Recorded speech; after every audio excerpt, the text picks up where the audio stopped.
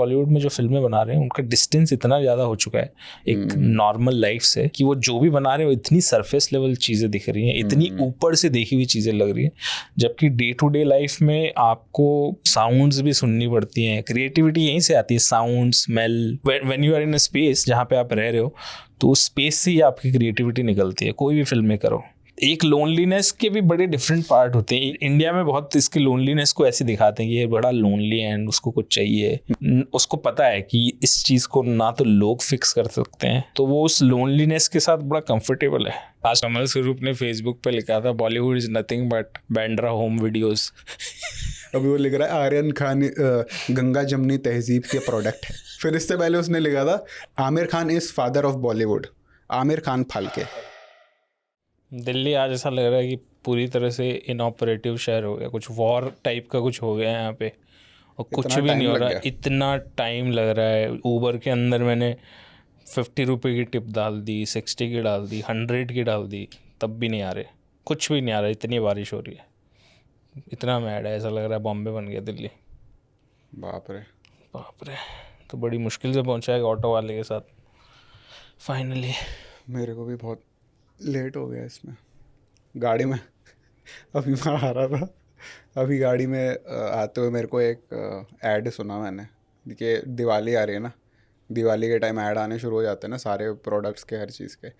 एक बहुत मज़ेदार है उसमें, क्या कह रहा है कि अरे ये आप कहाँ चले, कल तो दिवाली तो कल है।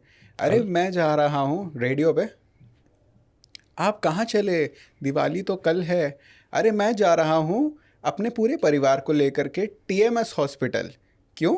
अरे मेरे परिवार में लोगों को है दिल की बीमारी, BP और अस्थमा, पर दिवाली का तो मज़ा अलग ही है। तो अगर आप दिवाली के समय अगर आपके घर में लोगों को ये बीमारी है तो TMS हॉस्पिटल आपको देता है डिस्काउंट, तो आप दिवाली एंजॉय करिए। समझ नहीं आया, फेस्टिवल का ऐड है, मातम क्या है? हाँ, ये तो बहुत absurd है भाई, डिस्टोपियन सा ऐड है। बट ये इस तरह के जैसे रेडियो वाले जो थे, अगर मुझे याद है जयपुर में जब हम लोग थे तो जैसे दिन में तो रेडियो वाले बहुत चिल्लाते चीखते थे और बहुत ज़्यादा एंथुजियास्टिक फील करते थे ये लोग, RJ जो उस टाइम पे थे, और हमें भी बड़ा वियर्ड लगता था कि ये फ्री में हमको गाने क्यों सुना रहे हैं, बहुत पहले 2011-12 में। फिर जैसे जैसे रात होती तो वो वाले लोग आ जाते जो बहुत ही depressed boomer, one sided lover. तो वहाँ पे कोई तो था एक राजस्थान में RJ, और ऐसा लगता था रजनीगंधा आधा चबा रखा, बहुत ही दुखी हो के जज्बातों की बात कर रहा है। रात में उर्दू हो जाते हैं अचानक, वो अभी भी आते हैं। रात में उर्दू, दिन में हिंदी। रीमा मैं आपको बताना चाहता हूँ एक्स्ट्रा मैरिटल या फिर वो एक था लव गुरु के साथ, लव गुरु वो बड़ा हील करता था। Love guru was platonic form of doctor Watts. Midday में आता था ना एक, वो भी बताता था, एक मिड डे में एक सेक्स से रिलेटेड वो आता था कॉलम, बड़ा फनी था वो भी। काफ़ी। तो रात में लव गुरु की बातें सुन के शहर एकदम टॉलरेबल। इसमें लेनी चाहिए ना आपको सब्सक्राइबर्स की वो एक, क्या कोई अपनी क्वेरी भेजे ऐसे लव से रिलेटेड, थेरेपी। बड़ी इंटरेस्टिंग था क्योंकि उस टाइम पे मैं जब अब सोचता हूँ तो रातें बड़ी शांत सी हो जाती थी। Like you need to mellow down in the night. तो आपकी जो गाड़ियाँ चलती थी वो भी चलती तो बड़ी शांत सी चलती थी। अभी जैसे जयपुर वगैरह में रात होती बजता है मासूम शर्मा, एक कटोला जिगर के भी, मतलब जो मेलो डाउन और सबलाइम का जो आइडिया वो चला गया। पर उसमें ये है ना, बंदा रेडियो पे तो वही चल रहा है ना अभी। बंदा 11 बजे चलाता है एक खटोला, जे बीच में ब्लूटूथ बंद हुआ गलती से, और आपका अगर दिल टूट चुका है तो भाई फिर बंदा चले जाता है अपनी मेमोरीज में झटके से। नहीं, इन जनरल भी जैसे राजस्थान के अंदर जो गाने थे, सीमा मिश्रा के बड़े सुरीले से गाने थे जिसमें बड़ा सिंपल सा घूमर डांस होता था। और जैसे कुछ लिंक दूंगा, बहुत ही सिंपल और अच्छे गाने थे राजस्थान के। लेकिन रिसेंटली एक अजीब सा फ्यूजन तैयार हो गया जिसका कोई सेंस ही नहीं है। और उसका सेंस है कि वो जो बड़ी वाली जो गाड़ियाँ आती है ना, जिसके पीछे वूफर्स लगे होते हैं, साउंड सिस्टम, और वो आपके कान फाड़ने के लिए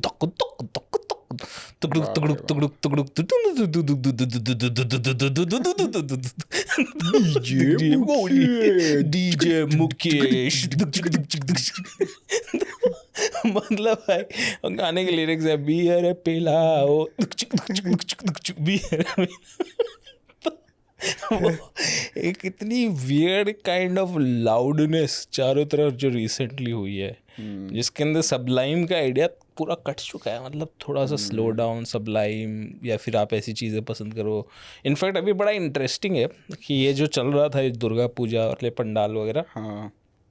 तो मेरे घर के बगल में लगा था एक कोई बंगाली, तो वो रात में नॉर्मल म्यूज़िक से मुझे बड़ी दिक्कत होती है, 11 बजे के बाद पुलिस बुला लेता हूँ, ये मेरा शौक है। कोई 11 बजे के बाद म्यूजिक साइंस ऑफ बूमरिज्म। नहीं, बहुत पहले से FTI में ही बुला लिया था एक बार मैंने तो। और यार ये ऐसे सीक्रेट है जिसके रूप में है उसको पता लग जाएगा कि मैंने बुलाया था। लेकिन वहाँ पे ये जो तो ये गाने बज रहे थे, उसमें बड़ा मतलब लाल मेरी पत के इंस्ट्रूमेंटल वर्जन रात को, मतलब लाल इतना ब्यूटीफुल गाना लाल मेरी पत, या फिर कोई कभी अलविदा ना कहना का इंस्ट्रूमेंटल। मैंने कहा कितना शांत बज रहा। कई टाइम बाद तो मैंने कहा मैं भी इंजॉय करने लग गया। मैंने कहा बहुत टाइम बाद, या फिर किसी गाने का सितार वर्जन, हाँ, तो ये चला गया जो ओल्ड स्कूल बार्स में होता है जो वैसा भी नहीं, उससे भी हाँ ओल्ड स्कूल बार भी बोल सकते हैं, पर उससे भी आई मीन थोड़ा सा इंटरेस्टिंग म्यूज़िक था।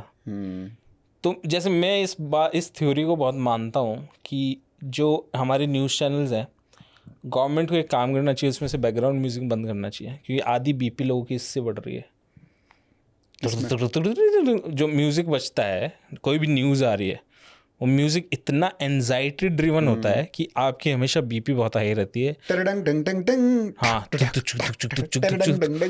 तो वो जो म्यूज़िक है, बैकग्राउंड म्यूज़िक का न्यूज़ में कोई यूसेज नहीं है। क्यों चला रहे हो? एंटरटेनमेंट है। एंटरटेनमेंट नहीं, वो आपको बहुत ज़्यादा एंग्शियस कर देता है मेरे हिसाब से। और हमें एक बोरिंग न्यूज़ की बहुत सख्त ज़रूरत है। हाँ, जिसमें बोरिंग तरीके से फैक्ट की तरह बताया जाए। जैसे आज शाम को खबर मिली कि दिल्ली में भयंकर बारिश हुई। वो अभी भी आते हैं पर हम सुनते नहीं उसको। कल ही मैं सुन रहा था, एक आ रहा था कि हरियाणा में यहाँ पर पशुओं की बोली लग रही है, अगर आपको आना है तो 10,000 रुपये सिक्योरिटी देनी होगी और आधार कार्ड, वरना आपकी एंट्री वो है मना है। इंटरेस्टिंग है, सुनता जाता है। आपको बोली नहीं लगानी तो भी कौन सी दुनिया में आ गया हूँ यार मैं, ऐसे पीछे चला गया हूँ। उसमें फीडबैक भी आ रहा है, मतलब लाइव रेडियो में फीडबैक कब सुना था? वो नहीं आया DD1 पे कृषि दर्शन। हाँ, तो उसमें क्या आता था कि खेत में क्या उगाना चाहिए, ये खाद लोगे तो ये अच्छी रहती है, ये वाली लोगे तो ये होता है। वो भी इंटरेस्टिंग था। ग्लिचेस ऐसे जो आते हैं इनमें, और ये पुराना एस्थेटिक जो है उसमें आपको एक आज के टाइम में रेप्लिकेट भी करते हैं, पर वो एक्सीडेंटली नहीं मिलता, वो सारा क्यूरेटेड मिलता है आपको, ग्लिच भी और ये सारी चीज़ें। मैं एक फैशन शो एडिट कर रहा था लैक्मे का बहुत साल पहले, तो वहाँ दूरदर्शन का जो गाना है ना, वो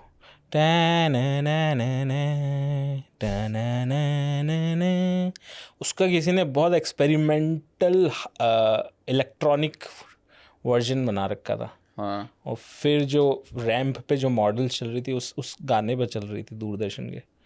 मतलब वही कि उसकी एंट्री हुई है बट एक बहुत ही डिफरेंट स्पेस में। बड़ा इंटरेस्टिंग था उसका एडिट। हाँ। ये और भी किसी जगह यूज़ हुआ है अभी रिसेंटली, आई थिंक कुछ होगा, क्योंकि ये है तो इंटरेस्टिंग। रात को आप बैठे हो, ये चल रहा है, रेडियो चल रहा है और आई थिंक और हमारे साथ जुड़े हैं बिंटू चिंटू और उनके दिल्ली से ओम पंकज अजमेर से ओम पंकज बंटी बैबिलोन से उसका नाम है रोज़मेरी मार्लो। उनियाल ने पूरा का पूरा कमल स्वरूप को उठाया यार। हाँ, कमल स्वरूप कर गया इस एरा में, कमल स्वरूप को फिर से जिंदा कर दिया उसने। लेकिन कोई जानता नहीं कोई कौन है कमल स्वरूप। उनियाल का तो गाना मतलब लोगों ने सुना होगा, ये वाला वर्तमान आंखों का धोखा है, भूत सीखने का मौका है। तो वो पूरा का पूरा सैंपल कमल स्वरूप की फिल्म ओम दर बदर से लिया है। और इनफैक्ट अनुराग कश्यप ने भी लिया था। मैं दिल पे गिला के साज बना दूं धड़कन को। एक्चुअली वहाँ से कमल स्वरूप को बहुत लोगों ने डिस्कवर किया था कि ऐसी कोई फिल्म भी है कल्ट क्लासिक ओम दर बदर। ओवरऑल आई थिंक काफ़ी एक इन्फ्लुएंस तो रहा है इसमें इंडी उसमें, क्योंकि उसको मार्केट भी ऐसे ही किया था कि the great Indian LSD experience, और ये फिल्म कहीं नहीं मिलती है, LSD ट्रिप। सबने बैन कर दी है, फिल्म कहीं नहीं हाँ। मिलती है। तो वो लोग फिर आई थिंक उसको कॉपी करते थे, जैसे VHS टेप्स को कॉपी, फिर उसको कॉपी ऐसे कर करके उस वो टाइम पे फिल्म जहाँ पे उनकी survive अवेलेबिलिटी नहीं करी है। थी, वो भी एक बड़ा इंटरेस्टिंग ऑरा तैयार करता था ऐसी फिल्म्स का कि ये फिल्में नहीं मिल रही। जैसे फॉर एग्जांपल 5, अनुराग कश्यप की 5 जो फिल्म थी, उसका बहुत ज़बरदस्त ऑरा था उस टाइम पे, क्योंकि वो अवेलेबल नहीं थी कहीं पे भी, बैन कर दी थी। स्कारसिटी। इनफैक्ट ये जो गाना है दिल पिघला के साज बना दूँ, वो शुरुआत उसकी पता है कैसी होती है? 1 2 3 4 6, वो 5 नहीं होता 5 ना नहीं है इसलिए। इसमें। हाँ, तो ऐसे पर इंटरेस्टिंग, अनुराग कश्यप थोड़ा सा क्रिएटिव हुआ उस करता एरा था। में एक ट्रिप थी। हाँ, जब उसको बातों में इतना इंटरेस्ट नहीं था, हाँ, थोड़ा काम करने। अभी उसका इंटरेस्ट है पॉडकास्ट पे आके थेरेपी देने में खुद की। तो बस उसको थेरेपी सेशन की तरह ले रहा है, मैं तो बस अभिनव कश्यप की थेरेपी पे विच इज मोर इंटरेस्टिंग। अगर रेंट ही करनी है तो आई वुड लिसन टू अभिनव। हाँ, सलमान खान और हैंडसम। वो एक नंबर है जो उसने दिया है ना, सलमान खान और हैंडसम। बट उसका पर्सोना भी बड़ा एक अलग सा है। मैं किसी से बात कर रहा था, मैंने कहा एक जो सीरियल किलर की डॉक्यूमेंट्रीज नहीं आती थी जिसके अंदर एक आर्टिकुलेट वो होता है विलन, और बहुत आर्टिकुलेट होता है वो, तो वो बैठता है और बहुत ही रेगुलर चीज़ों में हल्की मैडनेस उसकी इंक्रीज़ होती जाती है। तो मैंने कहा इससे काफ़ी सिमिलैरिटी है उस तरीके से। फिर ये पता लगा कि उसको अपार्टमेंट में भी अकेला रहता है, वो भी एक सिमिलैरिटी है। फिर एक कुकिंग में बोला बड़ा इंटरेस्ट है, वो भी एक सिमिलैरिटी है। मम्मी से बोला कि मेरे को सिर्फ मम्मी से प्यार है, मम्मी मम्मी। वो फिल्म थी हिचकॉक वाली, साइको। कुछ तो मतलब रैंडम एक है थोड़ा सा उसका एसोसिएशन, बट काफ़ी इंटरेस्टिंग है। खैर आप नए एपिसोड नहीं आ रहे बॉलीवुड ठिकाना में। हाँ, मतलब इसके मैं सोच रहा था एक आधा और रिलीज़ कर सकते थे अभिनव कश्यप। ऑल्दो सलमान खान ने इस पे अपनी एक राय दी है बिग बॉस में। बॉलीवुड ठिकाना, हाँ देखा मैंने। वो कुछ तो बोला, कुछ लो मेरे बारे में, जिन लोगों के पास सब काम नहीं है वो ये सब करके काम करेगा भाई। कितने प्रतिशत भारतीय को लगता है? तो उसने क्या ऐसा हो सकता है कि पीछे से बॉलीवुड ठिकाना को केस वेस मारा हो या कुछ किया हो? I think he can't do anything in the current climate. हाँ एग्जैक्टली। वो अभी टाइगर थोड़ा उन्होंने राइट टाइम पे अटैक कर रहे हैं। टाइगर बूढ़ा है अभी, और पॉलिटिकल क्लाइमेट, सोशल क्लाइमेट देश के इतने बदल चुके हैं, he can't do anything. In fact उसके बाद में तो एक और कोई बंदा आ गया था, that Prahlad Kakkar, the ad film maker. वो तो उस पे लालवानी पे आया था, कपिल शर्मा के दोस्त की उस पे वो आया था और उसने कहा कि ऐश्वर्या राय के घर के नीचे सलमान अपना सर भेंटता था, ऐश्वर्या का, आई डोंट नो, किसी का तो बोला कि वो अपना सर बैंग करता था या ऐश्वर्या करता था, आई डोंट नो, वो एक बार मुझे देखना पड़ेगा। और उसने दिया है वो स्टेटमेंट लालवानी पे। क्या है यार, ये एक इवेंट पे था मैं अभी बॉम्बे में, तो वहाँ काफ़ी सारे बॉलीवुड के लोग आए हुए थे, मतलब काफ़ी सारे थे वहाँ पे। रेहा चक्रवर्ती, कैसा रहा वो? मुझे ही बुलाया था वहाँ पे। रेहा थी, हाँ, तन्मय भट्ट एंड मेनी पीपल। तो तन्मय भट्ट से मिले? मिला नहीं, मतलब ही वाज देयर। हाँ, बोलना जरूरी है। सुनील पाल की बोलना जरूरी है। तो मतलब आया था वो। तो एक्चुअली स्टारडम का मैंने एक चीज़ रियलाइज़ की कि एक वो जो है ना कि आपकी बहुत साल पहले जो आप घर पे बैठ के ये पढ़ते थे न्यूज़पेपर्स, और एक स्टार्स की लाइफ में लोगों को बड़ी दिलचस्पी होती थी कि ये क्या करते हैं, कैसे जीते हैं, हमको ऐसी एस्पिरेशनल लाइफ जीनी है। वो तो बिल्कुल ही ख़त्म हो गया, मर गया मुझे वो। बिल्कुल भी स्टार की लाइफ इंटरेस्टिंग ही नहीं लगती। लाइक कोई मुझे बोले आप ऐसा जीना चाहोगे तो मैं नहीं जीना चाहूँगा। मतलब इतनी लेस एस्पिरेशनल लोग उसमें ज़्यादा इंटरेस्टेड हैं, सौरभ जोशी के बारे में जानने के लिए। सौरभ जोशी तो बहुत बड़ा स्टार है। सौरभ जोशी के बारे में मतलब जानना है। बहुत एक मैंने बड़ा यार, story मैं है। एक दोस्त के घर गया था, वो भाई सुबह उठा और उसने सीधा सौरभ जोशी का व्लॉग चलाया। मैंने क्या हो गया, कह रहे नहीं एक व्लॉग उसने रिलीज करा है। एडिक्शन है। तो उसने व्लॉग चलाया। व्लॉग क्या था, आज मेरी छत से पानी टपक रहा है। वो पूरा व्लॉग छत पे पानी यार टपकने के बारे में, ऐसा लग रहा है बेलाटार की पिक्चर चल रही है। ओजू लेवल है। उसने उतरा ऐसा कि ओजू एक ही level है। मुद्दा है छोटा एक ही सा, कि मुद्दा है, हवा छोटा चल सा, रही है, हवा बारिश चल हो रही रही है, उसी कह रहा उन्होंने हूँ। आर्ट सिनेमा को रिप्लेस कर लिया पूरी तरह से। मंडेनिटी आर्ट सिनेमा में क्या था, जो हॉलीवुड से जिसको पैरेलल करते थे, तो आर्ट सिनेमा में लोग मंडेन हरकत करते थे कि कोई खाना खा रहा है तो खाना खा रहा है, चल रहा है, सिगरेट पी रहा है, कैफे में बैठा है, हवा चल रही है, लाइट चेंज हो रही है, लोग दिख रहे हैं, रैंडम लोग दिख रहे हैं। ये आर्ट सिनेमा था, टाइम एंड स्पेस को। हाँ, टाइम इमेज की जो हम बात करते हैं। हाँ, तो अब वो इतनी जो एक्सट्रीम लेवल, उससे भी एक्सट्रीम लेवल मंडेनिटी देखो तो एंडी वॉरहोल लेके आया था। एंडी वॉरहोल की एक फिल्म है स्लीप, जो शायद कितने घंटे की है, 5-6 घंटे की है शायद। जो बिल्डिंग की है, नहीं वो भी है, वो एक एम्पायर स्टेट वाली फिल्म है जिसमें सिर्फ एम्पायर स्टेट दिखता है। वो 8 घंटे की वो फिल्म 8 घंटे की फिल्म है। स्लीप वाली भी आई थिंक 5-6 घंटे की ऐसे कुछ है। उसमें बंदा सो रहा है, उसका दोस्त, हाँ। उस पे कैमरा लगा हुआ है, स्लीप है उसका नाम। मतलब एक्सट्रीम मंडेन आप उसका देख रहे हो या फिर उसका देख रहे हो। मतलब बट time वॉरहोल की को आप बहुत कितना- सारी ऐसी चीज़ें अभी वो हो गई ना सोशल मीडिया में, जैसे 15 second of fame, 60 second of fame जो था, कि वो सारी चीज़ें हो गई। और सोशल मीडिया का एक जो व्लॉगिंग का जो एस्पेक्ट है, वो एक एक्सट्रीम मंडेनिटी के अंदर उसका एस्थेटिक बेस्ड है। तो एक तरह से वो उसको मिरर करता है जो आर्ट सिनेमा था, हाँ, बिकॉज ऑफ दैट मंडेनिटी पे फोकस, कि कुछ नहीं हो रहा भाई। जो डेवलप हुआ था ना वहाँ से, ऐसे फिल्म से, हाँ और ऐसे फिल्म से फिर वो होम वीडियोस आई थी। हाँ, होम जब होम वीडियोस का शुरू हुआ था, फिर होम वीडियोस के बाद ये स्पेशली जब कैम रिकॉर्डर वगैरह ये सब आने लगे थे, उस टाइम पे होम फिल्म मेकर्स बहुत आए थे। Sex lies and video tips. हाँ हाँ, LSD। उससे पहले भी ये जो क्या नाम था उसका, 2 अमेरिकन फिल्म मेकर थे, एक तो उसका नाम कीथ एंगर, हाँ, कीथ एंगर, स्कॉर्पियो बनाई है, हाँ, स्कॉर्पियो राइजिंग। Scorpio rising. और एक और कोई फिल्म मेकर था। फिर ये बड़ा इंटरेस्टिंग फिल्म मेकर था ये जो जिसने वो बनाई थी यार, घूमो, हारमोनी कोरिन।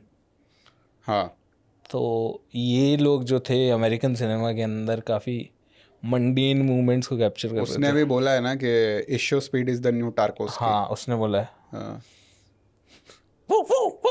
इस तारकोस्की अकॉर्डिंग टू। मतलब सही कह रहा है, लाइव स्ट्रीमिंग पे बात कर रहा है ना लाइव वो। स्ट्रीमिंग चल लाइव रही है, स्ट्रीमिंग के 4-5 घंटे भाई बंदा एक जगह बैठा हुआ है। बट वो काफ़ी स्क्रिप्टेड होते हैं उसकी लाइव स्ट्रीमिंग। हाँ, इट्स नॉट वेरी, खैर वो ठीक है। तो बट है इंटरेस्टिंग उसकी लाइव स्ट्रीम भी। मतलब मैंने Interesting है। बॉम्बे काफी वाले बढ़िया, देखे बच्चे थे। बहुत अटैच्ड हैं उससे। बच्चे तो पागल हैं उसके लिए। पर surprisingly IShow Speed is one of the, I think, rare live streamers जो पॉलिटिकल स्टेटमेंट्स भी दे देता है। Said free Palestine. That's what I said. No, one moment. Palestine not good, friend. No, bro, Palestine people is dying. Fuck you mean is no? What do you mean no? अभी वो जहाँ भी tour के लिए जाता है, वो football fan भी है, वो सब चीज़ें हैं। अभी गया था तो उसमें फ्री पैलेस्टाइन, कोई भी उसको इजरायली मिलता है तो फ्री पैलेस्टाइन बोलता है? हमेशा हमेशा बोलता है। मुझे नहीं पता। हाँ हाँ, ये तो वो हो गया जैसे ये अपना MC स्टैन बोलता है जय भीम लोगो। मतलब वो तो आइडेंटिटी भी है उसकी, पर ये तो बहुत ही वियर्ड वो है उसका, कि मतलब वो एकदम से बोल रहा है जो कि उसको उस कमर्शलाइज्ड उसमें नहीं बोलेगा तो इतनी एक्चुअली एक हल्का रेज से नहीं मिलेगी। ये भी एस्पेक्ट जो है ना किसी का, वो एक बड़ा इंटरेस्टिंग पर्सोना तैयार करता है। हाँ, जस्ट एक सिंगल एस्पेक्ट जो कि जैसे अभी हावियर बारडम का एक वो इंटरव्यूज आने लगे थे, उसने बोला कि जो भी इजरायली फंडेड वो होंगे, उसको हावियर बारडम बोलते हैं, मेरे को लगा जेवियर बारडम है। मतलब हावियर बारडम ही है शायद। अच्छा नहीं, वही होगा मेरी तो वो उसने भी ये स्टेटमेंट दे दिया कि हाँ, मैं उसने नहीं दिया बात पूरा करूंगा, कि मैं नहीं इजरायली फिल्म स्टूडियोज के बनाऊंगा, साथ काम नहीं करूंगा। इजराइल के उसके साथ। हाँ, बट प्रॉब्लम है इजराइल और ये जो लॉबी है इसका, हर स्पेस में इन्वेस्टमेंट है। हर स्पेस में है। टेक्निकली आप क्या करोगे, जैसे आप सोशल मीडिया के अंदर भी उनका इन्वेस्टमेंट है, तो it's impossible because they control. जैसे उस दिन वो उसकी बात कर रहे थे, वो बागी हरियाणवी की, कि वो जो इंस्टा पे हाँ कि वो कॉल पे था और उसका डेटा ख़त्म हो गया। हाँ। तो उन्होंने बोला था कि हम लोग वीडियो कॉल कर रहे थे और उसका बात बागी करते हरियाणवी करते के साथ उस पे हाँ कुणाल कामरा के शो पे हाँ, हाँ तो बात करते करते उनका तो इज डेटा गोइंग वेरी खत्म हो डीप। गया। कभी वो सूजन सॉन्टैग किसी की बात कर रहा है, कभी कुछ ले आ रहा है और बीच में बोलते चॉम्स्की और फिर डेटा खत्म हो गया। चॉम्स्की और कुछ भी, और भाई बीच में उसका 1 GB का डेटा खत्म हो गया। तो मतलब रिलायंस ऑफिस से कंट्रोल कर रहा है कोई हमारी सबकी लाइफ। हाँ मतलब रिलायंस ने डेटा काट दिया तो हमारा रेवोल्यूशन खत्म हो गया। हाँ मैं चॉम्स्की पे कुछ बोलने वाला था, वहां से डेटा कट। काट दिया उसने। अब क्या करोगे? अभी हो गया तेरा बस। तो क्रेजी ये हुआ है। तेरा ज्यादा हो रहा है अभी तो वाला हो गया। तो वही कह रहा हूँ ना कि ये जो सारी चीज़ें हैं कंटेम्प्रेरी वर्ल्ड में, अब सोशल मीडिया एक रेवोल्यूशन का पार्ट भी है, क्योंकि सारे जो प्रोटेस्ट होते हैं सोशल मीडिया के थ्रू होते हैं। हाँ बट सोशल मीडिया भी तो कंट्रोल्ड कॉरपोरेट्स के द्वारा है, तो वो चाहें तो उसको कभी भी बंद कर सकते हैं, चालू कर सकते हैं, तो आप उनके अंडर में हो एक तरह से। तो ये जो एवरीडे लाइफ के बहुत सारे पैराडॉक्स है जो कि इस फिल्म ने बड़ा इंटरेस्टिंगली खोला है। One battle after another. One battle after another. इसका एक तो नाम इतना वियर्ड है कि सोचना पड़ता है। हाँ एक्चुअली बहुत जेनरिक नाम है इसका One पीटीए के battle फिल्म्स के after हिसाब से। another. जैसे हार्ड 8 याद रहेगा आपको, मैग्नोलिया याद रहेगा, Boogie Punch Nights. Drunk Love, Boogie Nights, और ये there will be blood. You know Boogie Night को एक पूरे एक इंडियन म्यूजिक वीडियो ने पूरा कॉपी मारा हुआ है। म्यूजिक कह वीडियो ने। दूं तुम्हें, ये गाना सुना है? या चुप रहूं, ये चलाऊंगा मैं यहाँ पे, नहीं मतलब इमेज चलाऊंगा। हाँ वो पूरा म्यूजिक वीडियो बूगी नाइट्स का कॉपी है। मुझे लगता था क्या म्यूजिक वीडियो बचपन में, बाद में मुझे अच्छा बूगी नाइट करके कोई फिल्म है और उसका पूरा कॉपी है वो। ठीक है, इंस्पिरेशन नहीं, पूरा ही कॉपी है शुरू से लास्ट। बट ठीक है हाँ। वो तो फुल ऑन जो बूगी नाइट्स है वो तो फुल ऑन उसकी कॉपी है भाई। क्या कहते हैं ये, मतलब उसके एग्जैक्ट सीन्स और शॉट्स हैं जो रेजिंग बुल और उसने गुडफेलस से उठाए हैं। पर वो ओपनली क्लेम करता है, जैसे ऑब्वियसली टैरेंटिनो करता है उस हिसाब से। वो तो इस फिल्म के अंदर भी काफ़ी सारे हैं। हाँ बहुत सारे इसके अंदर सीन्स भी और इंस्पिरेशन है। बहुत कोएन ब्रदर्स वाली एनर्जी है फिल्म में बीच बीच में। हाँ जैसे वो जो उनके दोस्तों को पुलिस लेके जाती है तो जो उनके कैरेक्टर्स हैं वो सारे कोएन ब्रदर्स वाले हैं। एक वो लड़का होता है लड़का है बिल्कुल लूजर, मैक्सिकन लड़का भाई, एक वो मेरे को लड़की बहुत अच्छा है, लगता है। सारे वो कॉइन ब्रदर्स के उसकी क्या कैरेक्टर्स हैं। परफेक्ट कास्टिंग फिर मैंने उसका पढ़ रहा था जब पीटीए का, तो वो कहता है कि हमारी इंस्पिरेशन थी द डूड, द बिग लेबॉस्की। तो कहता उससे इंटरेस्टिंग कैरेक्टर कोई हुआ नहीं होगा। तो कहता द बिग लेबॉस्की का हमारे ऊपर बड़ा इन्फ्लुएंस था। तो मैंने कहा हाँ इसमें दिख रहा है बहुत कोएन ब्रदर्स का इन्फ्लुएंस दिख रहा है इस फिल्म के अंदर। और इनफैक्ट जो शुरुआत में जो एक सीन था, कोई स्पॉइलर नहीं, आप सुन सकते हो इतने ज़्यादा अभी। तो शुरुआत में उसकी एक सीन था जब वो लेडी जो है वो हॉर्नी हो जाती है, जैसे कोई वायलेंस शुरू होता है। टाइना, क्या नाम उसका? Teyana Taylor. तो वो वाला हमने कहा था, ये जो क्रोननबर्ग के वो क्रैश है, जो क्रोननबर्ग की जो क्रैश फिल्म है, उससे बड़ा लग रहा था कि वो जब भी वहाँ पे कोई क्रैश होता था उस फिल्म में तो वो कपल बड़े हॉर्नी हो जाते थे। तो उनका किंक था कि क्रैश्ड कार्स के अंदर आपको मेकआउट करना है। तो ये काफ़ी सिमिलर था इससे भी। तो मतलब हर फिल्म में आपके बड़े इन्फ्लुएंस हो ही सकते हैं, इट्स ओके। वो evidently and they also claim, मतलब वो बोलते हैं कि मेरा इन्फ्लुएंस यहाँ से आया था। तो एक ट्रेडिशन है, ऐसा कुछ उसमें गलत नहीं है। और वो ऐसे ही उठा करके कॉपी नहीं करते यार, मतलब थोड़ा नहीं, सोच के मतलब अपना बनाते हैं। हम लोगों को ऐसे वो मतलब यूजुअली जब हम ये बात करते हैं तो लोगों को लगता है ना कि अरे ऐसे काट के उठा लिया इसने। नहीं, पर वो आपकी स्टाइल बनती है एक तरह से। तो स्टाइल बनने के अंदर भी मतलब काफ़ी सारे इन्फ्लुएंस जब एक साथ आते हैं तो आपकी स्टाइल बनती है। क्योंकि फिर वो ये भी दिखा रहा है कि अच्छा ये जो है इसकी फेटिश बन गई है, रेवोल्यूशन उसकी फेटिश बन गई है या एडिक्शन बन गई है जिसको छोड़ नहीं पा रही ये वो, जो कि मतलब बड़ी थोड़ी वियर्ड मैसेजिंग भी लग सकती है कुछ लोगों को। इसके अंदर एक्चुअली थोड़ा सा मतलब काफ़ी इंटरेस्टिंग है। हाँ दोनों को इसने क्रिटिसाइज किया है। लेफ्ट विंग रेवोल्यूशनरी को दिखाया है, जेडेड हैं, फटीग्ड हैं, डिल्यूटेड हैं, और काफ़ी वोकिज़म पे भी काफ़ी इंटरेस्टिंग जोक्स हैं इसके अंदर। और वाइट सुप्रीमेसी और इन सब पे तो है ही हैं। तो वो दोनों की तरफ इसने किया है, वो बड़ा इंटरेस्टिंग है। वोकिज्म वाला जो पार्ट आई थिंक वो उसका वो है कि सेकंड हाफ में वो लेकर के उसको उस चीज़ को ज़्यादा आता है। पहले उसने दिखाया कि अच्छा वो 60s वाले रेवोल्यूशनरी वो शुरुआत में इन्होंने थोड़ा वैसे बिल्डअप दिया था, क्रैश थे थोड़े और सब चलता था उस टाइप का, इतना नहीं माइंड होता था। फिर उस तरीके से अब जैसे उसने टियाना टेलर का जो एक कैरेक्टर बनाया उस पर एक दो जगह इस पे ये भी क्रिटिसिज्म आता है कि basically she thinks from her panties, तो she is unfit to, black women think from their panties and they are unfit to lead जो ये है मैसेजिंग।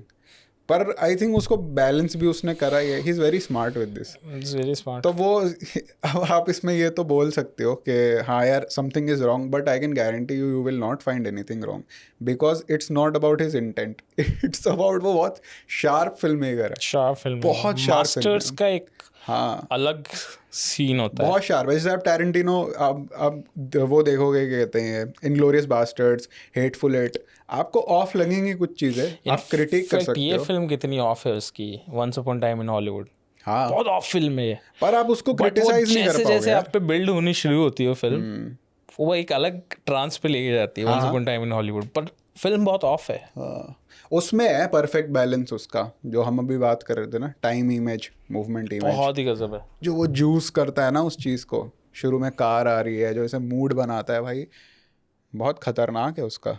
और उसमें एक्चुअली टैरेंटिनो में और ये जो है ना पीटीए में डायरेक्ट इन्फ्लुएंस है उसका विलियम फ्रेडकिन का, जो ये एक्सॉर्सिस्ट का डायरेक्टर है ना, एक्सॉर्सिस्ट का डायरेक्टर है।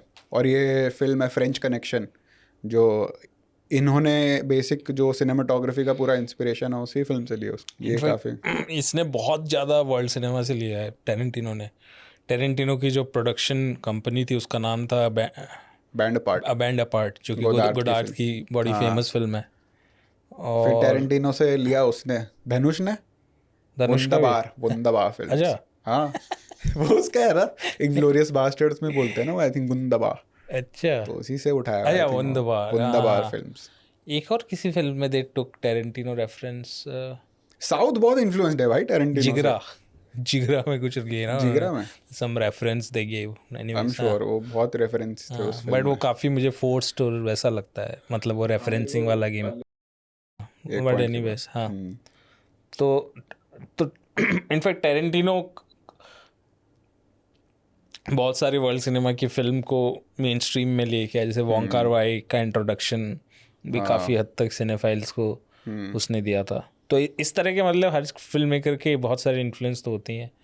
फिर पीटीए एशियन सिनेमा के लिए वो है वो उनका अरुंधति रॉय का फॉरवर्ड है, उसने पूरा एशियन सिनेमा इंट्रोड्यूस कराया अमेरिकन्स को कि ये एनिमे होती है, ये वो कुरोसावा का ये काम है। बहुत बढ़िया, वोंग करवाई ये है, सबको उसने दिया, और ये पूरा जरूरी है। पूरा एशियन सिनेमा क्यूरेट करके दिया उनको। But I think it's well deserved भाई, अगर आप किल बिल देखो पूरा मतलब बहुत खतरनाक फिल्म है यार वो। बहुत वो है किल बिल। इवन पल्प फिक्शन जो फिल्म है, पल्प फिक्शन जो है उसकी जो इंस्पिरेशन, मतलब ऑब्वियसली उसने कभी बोला नहीं, बट काफ़ी हद तक जो टेरेंटिनो की जो डायलॉग्स की हम बहुत तारीफ करते हैं ना, कि डायलॉग्स इसके बड़े मंडेन और एब्सर्ड होते हैं, I think they are very much inspired by Jim Jarmusch dialogues. और जिम जारमुश जो उससे पहले आया था और वो एक फिल्म मेकिंग उस तरह की लेके आया था, वहाँ से ये फिल्म, अगर आप पल्प फिक्शन के स्ट्रक्चर और उसको भी देखो तो आप जिम जारमुश की एक फिल्म देखो, मिस्ट्री ट्रेन, हाँ उसमें भी 3 स्टोरी हैं और टाइम का उसमें तीनों एक और दूसरे उतना से ही मिल रहे absurd हैं है और वो उतनी एब्सर्ड है, डायलॉग्स बहुत एब्सर्ड हैं। तो डायलॉग्स वाला पार्ट जो अमेरिकन सिनेमा में, but Jim Jarmusch is not a very, I mean he became cool later on, but उतना फ्लैशी नहीं है ना, देयर आर सिंपल कट्स, फिर फेड इन फेड आउट है, एडिट में भी इतना कुछ वो नहीं है, वो बहुत स्टाइलिश है, लेकिन जिनको स्टाइल मतलब समझ में आती है उनके लिए बहुत स्टाइलिश है। He comes more from the lineage of ये ओजू के, ओजू या फिर वो वाला जो डायरेक्टर है अपना अमेरिकन इंडिपेंडेंट फिल्म मेकर का, जॉन कैसावेटिस का वो है, उसमें बहुत ज़्यादा इन्फ्लुएंस, वो तो सबका ही है इंडिपेंडेंट फिल्म मेकर्स में। ये शॉन बेकर पूरा बोलता है, योगोर लैंथिमोस जिसने अभी रिसेंटली एमा वॉटसन के साथ फिल्में बनाई, फिर आपका डॉग टूथ वाला वो, और फिर अकी कुरोसावाकी, ह्यूज, मतलब बिग टाइम फैन है वो। जबकि इसको जब ये फिल्म मेकर जब जिंदा था इसको कोई अवार्ड नहीं मिले, कुछ नहीं मिले। हाँ, लूजर जिंदगी, प्योर लूजर था भाई, प्योर लूजर में लूजर, बट उसके पास आशीर्वाद देने की एक पावर थी। हाँ कुछ तो था उसमें। इनफैक्ट जो हम ये यूज़ करते हैं ना, जैसे सारे फिल्म मेकर्स आजकल यूज़ करते हैं ना कि go personal, make personal films, वो पूरा जॉन कैसावेटिस का दिया हुआ है। स्कॉर्सेसी का बहुत है कि पर्सनल एक्चुअली स्कॉर्सेसी की पहली फिल्म उसने बनाई थी बॉक्स ऑफ ब्रेथा। बॉक्स ऑफ ब्रेथा जब वो लेकर के गया था तो उसको लगा अभी मैं बन जाऊंगा, ये जॉन फोर्ड टाइप का डायरेक्टर बन जाऊंगा और हॉलीवुड मेन स्ट्रीम डायरेक्टर बन जाऊंगा। उसके बाद क्या हुआ कि उसने दिखाई कैसावेटिस को फिल्म, उसने बोला बढ़िया है पर ये कूड़ा हटा और पर्सनल फिल्म बना। तो वो था उसका टर्निंग पॉइंट, जहाँ से फिर उसने मेन स्ट्रीट्स बनाई। और इनफैक्ट स्कॉर्सेसी का भी तभी खुलना शुरू हुआ जब उस तरफ गया, हाँ पर्सनल फिल्म मेकिंग। और उसमें फ़र्क क्या था कि वो एक्चुअली रियल लोकेशंस पे शूट करना शुरू कर दिया फिर उसने। ये मैडनेस है। और ये अनदर डे आफ्टर अनदर, जो वन बैटल आफ्टर अनदर, बहुत जेनेरिक नेम, उसमें भी सेम है। वो जो शूटिंग करी है इन लोगों ने, मैक्सिमम लोकेशंस रियल लोकेशन पे। इनफैक्ट रियल लोकेशन का एक टाइम पे बहुत ज़बरदस्त हो गया था कि आप सेट्स को हटाओ और रियल पे जाओ। अनुराग कश्यप की फिल्मों में बहुत करते थे ये लोग कि रियल लोकेशन छुप छुप के guerrilla style shooting, mise en scene मिल जाता है ना पूरा। उसमें, हाँ, पूरा सीन मिल जाता है, बैकग्राउंड एक्टर्स मिल जाते हैं। इनफैक्ट वो सीन बड़ा इंटरेस्टिंग है जो गैंग्स ऑफ वासेपुर में उन्होंने ऊपर से शूट किया और पूरा ट्रैफिक चल रहा है, वहाँ पे बहुत सारी चीज़ें चल रही हैं, तो उन्होंने काफ़ी एम्प्लॉय की थी वो टेक्निक। पर आई थिंक ये इसकी 2 ही फिल्मों में काम करा है मेरे लिए, एक ब्लैक फ्राइडे और gangs of Wasseypur. 2 he film. बाकी फिल्में टायरिंग सी हो जाती हैं, अजीब सी, और बहुत लेथार्जिक सी फीलिंग आती है, जैसे अगली में और इन सब में। आई थिंक वो काफ़ी, ब्लैक फ्राइडे तो बहुत ही ज़बरदस्त फिल्म मेकिंग है, बट अनुराग की और कोई फिल्म मुझे उतनी इंटरेस्टिंग लगी नहीं। Although I admire him a lot at one point, because काफ़ी मतलब उसका एक मेजर कंट्रीब्यूशन है इंडियन सिनेमा में, बहुत ही मेजर कंट्रीब्यूशन है, बट एज अ फिल्म मेकर उतनी कुछ मेमोरेबल फिल्म्स रही नहीं मेरे लिए personally. Black Friday I think it's masterpiece, क्योंकि वो एक चलते है तो बॉम्ब ब्लास्ट और उस पर, बट वो एक वियर्ड काइंड ऑफ एग्जिस्टेंशियल जो क्राइसिस में जब जाती है फिल्म भाई, उसमें जो वो सेकंड हाफ में इतना एक्सटेंडेड सीन है सेकंड हाफ में उसका, जब वो कहता है कि मैं क्या कर रहा हूँ और फाइनली सरेंडर कर देता है, वो क्या सीन है, मतलब वो गजब का सीन है। तुमको लगता है कि ऐसे सीन की नॉर्मल ड्यूरेशन होनी चाहिए 3 मिनट 2 मिनट, बट भाई वो चलता ही जाता है, एक्सटेंडेड है। इंडियन ओशन का ट्रैक चल रहा है, इंडियन ओशन का वो भी फुल फॉर्म में थे, कश्यप भी फुल फॉर्म में था उस टाइम पे, मोन्टा जा रहा है उसका, चल रहा है पूरा, वो कहाँ जा रहा है, कितना एलियनेटेड फील कर रहा है, भाप के भागा रे, बहुत बढ़िया है वो वाला scene. I think it's my favourite scene from that film, बहुत बढ़िया। 5 भी मेरे को इसलिए काफ़ी पसंद है, उसमें भी बहुत ऐसे, उसकी बहुत अच्छी फिल्म है 5, आई really like it because it's a very scary film. हाँ, बहुत स्कैरी है, मतलब literally I am inside that violent mind के अंदर मैं खड़ा हूँ और वो माइंड से मुझे अपना माइंड दिख रहा है और मैं डर रहा हूँ कि ये हो क्या रहा है, या फिर ऐसा लग रहा है कि ये फ्लिप होने में बहुत ही मतलब एक थिन लाइन है, आदमी किसी भी तरफ जा सकता है। बहुत स्कैरी है मेरे लिए फिल्म। के मैनन अपनी पीक पे, ऑल्दो बाद में के मैनन संगी निकले लेकिन के मैनन की एक्टिंग बहुत ज़बरदस्त है, बहुत बढ़िया है, डिस्पाइट ऑफ दैट बहुत ही बढ़िया वो है। और ये है रियल लोकेशंस हैं उस फिल्म में भी। आई थिंक मोस्टली फिल्म में इसकी रियल लोकेशन है। जब ये नेटफ्लिक्स वाली फिल्में बनानी शुरू करी तो इनमें रियल लोकेशन नहीं होती थी और बहुत एविडेंटली दिखती थी। जो ये बीच में चोक्ड आई थी फिल्म, आई थिंक एक बहुत ही उसका प्रोडक्शन ऐसा लग रहा था, प्रोडक्शन डिज़ाइन के सही में स्टूडियो में दिख रहा है कि वो फील नहीं आ रही, वो डेडनेस है एक उसकी। But in general real location में आजकल जाना कौन जाता है? मतलब अगर आप बॉलीवुड के लोगों की लाइफ देखो, बॉलीवुड के डायरेक्टर्स की लाइफ देखो, वो इतने ज़्यादा कटे हुए हैं एक नॉर्मल डे टू डे जीवन से कि वो कोई एक्सपीरियंस ही नहीं करना चाहता कि चल क्या रहा है। जबकि क्रिएटिव, इस बार मैं बॉलीवुड नहीं, सॉरी, इस बार मैं जब बॉम्बे गया तो अपने दोस्तों से मिला बॉलीवुड में जो काम वाम करते हैं, राइटिंग करते हैं ये सब लोगों से, तो उनसे मैं यही डिस्कस कर रहा था। मैंने कहा यार बॉलीवुड में जो लिख रहे हैं या फिर बॉलीवुड में जो फिल्में बना रहे हैं उनका डिस्टेंस इतना ज़्यादा हो चुका है एक नॉर्मल लाइफ से कि वो जो भी बना रहे हैं वो इतनी सरफेस लेवल चीज़ें दिख रही हैं, इतनी ऊपर से देखी हुई चीज़ें लग रही हैं। जबकि डे टू डे लाइफ में आपको साउंड्स भी सुननी पड़ती हैं, क्रिएटिविटी यहीं से आती है, sound, smell, random conversation with somebody, मतलब ऑब्वियसली वो कोई इंसाइट नहीं हो सकती कि आपने कोई एक किसी से बात कर ली, उसने आपको कुछ बोला तो वो एक फिलोसफिकल इंसाइट वो भी नहीं बोल रहा, but it's a part of creative process. When you are in a space जहाँ पे आप रह रहे हो, तो उस स्पेस से ही आपकी क्रिएटिविटी निकलती है, कोई भी फिल्म में करो। जैसे ये जितने भी अमेरिकन हम लोग बोल रहे हैं, इनका अमेरिकन एक आइडिया दिखता है कि एक पर्टिकुलर अमेरिकन आइडिया है इन ग्रेट फिल्म मेकर्स का, कि अमेरिका की जो एम्प्टीनेस है, अमेरिका का जो पॉलिटिक्स भी है, ये हर किसी चीज़ को कर देते हैं। बजट नहीं लेते ना, मतलब ये डिसीजंस पे ऑटोनॉमी भी क्लेम करते हैं, वो भी है करते हैं, क्योंकि यहाँ पे तो फिल्म बन रही है तो वो पूरी की पूरी उसका प्रोसेस ही फोर्टिफाइड है।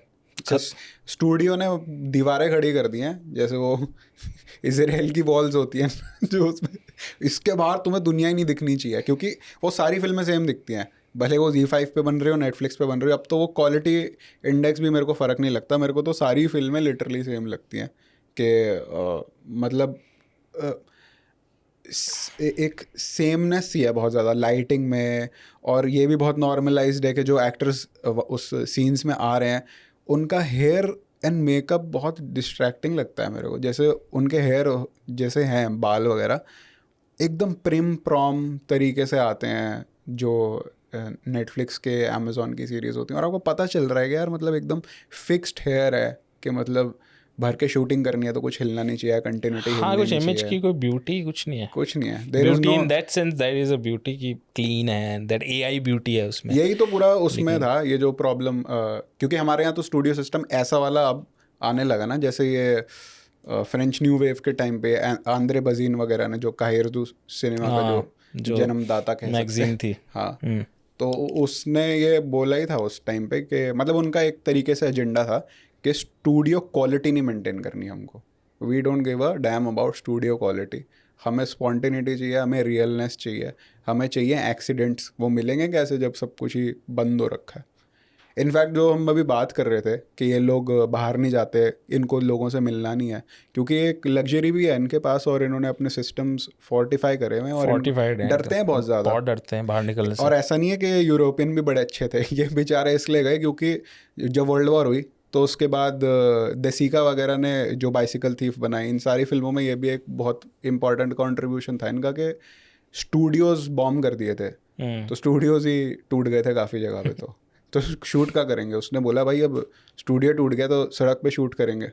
फिर उनको लगा कि अब ये जो हॉरर है ये हम स्टूडियो में क्यों रिक्रिएट करें, जब हमारी सड़कें ही फटी हुई हैं, सब टूटा हुआ है, रबल्स गिरे हुए हैं। राज ठाकरे को बोलो कि सब नॉर्थ इंडियंस काम कर रहे हैं, तोड़ दे सारे studio, that is our only hope for better cinema from Bombay. पर एसेंशियली अब वो नॉर्थ इंडियंस के लिए भी फिल्में नहीं बना रहे ना, वो पता नहीं किसके लिए बना रहे हैं, किसके लिए बना रहे हैं भाई, कुछ नहीं समझ आता। पता है वो किसके लिए फिल्में बना रहे हैं सरप्राइजिंगली।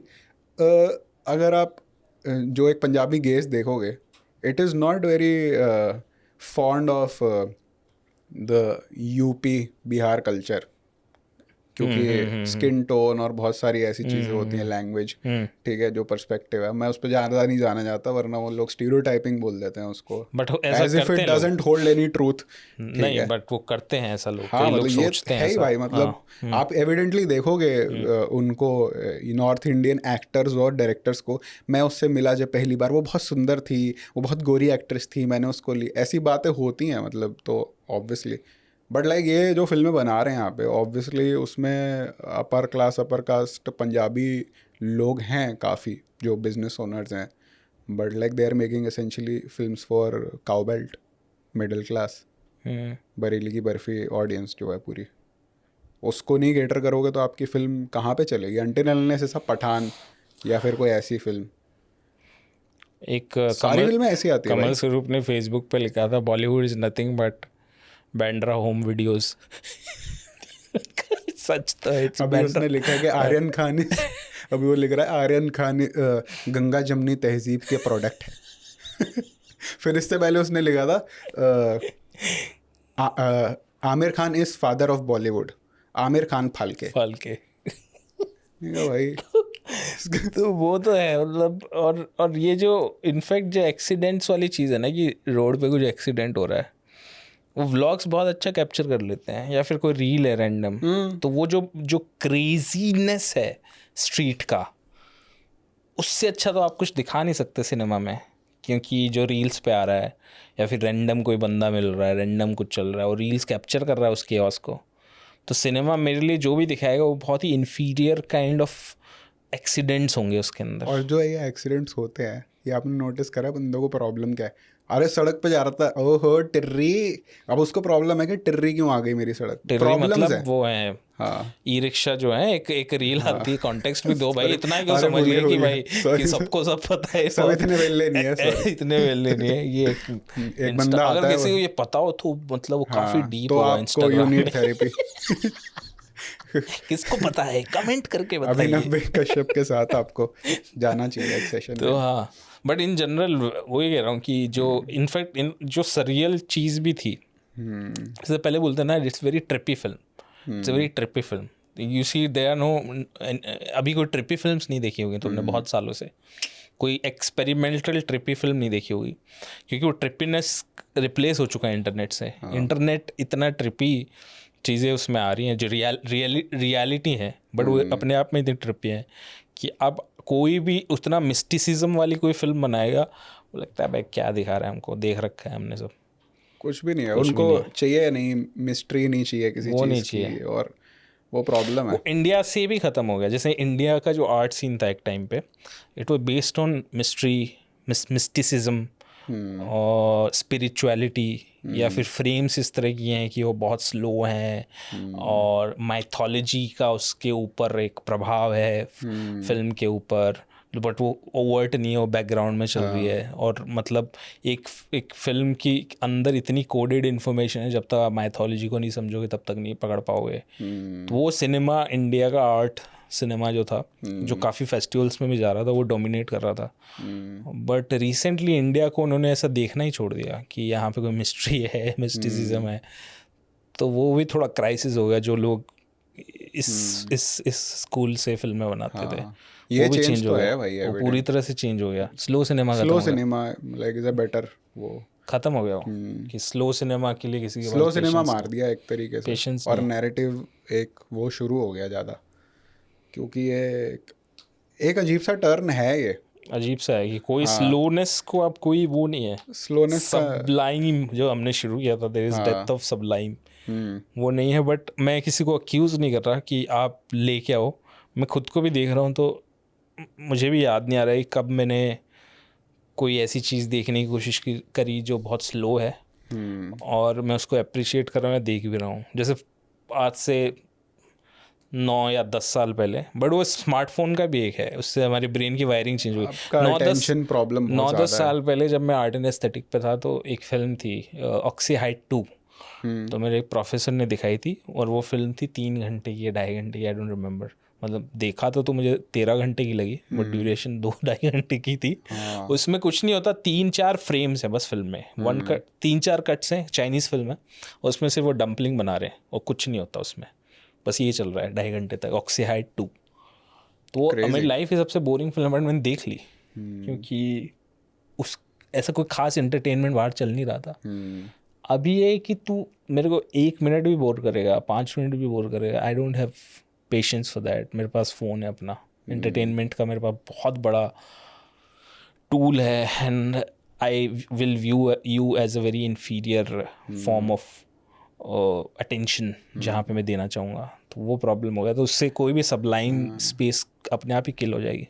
आई थिंक क्या है कि आपका जो फ्री टाइम है ना, वो उनकी करेंसी है बेसिकली। कैपिटलिज्म में आपका फ्री टाइम उनकी करेंसी है, तो बेसिकली आपका फ्री टाइम हम जैसे ही लेने लगोगे, there is always an escape.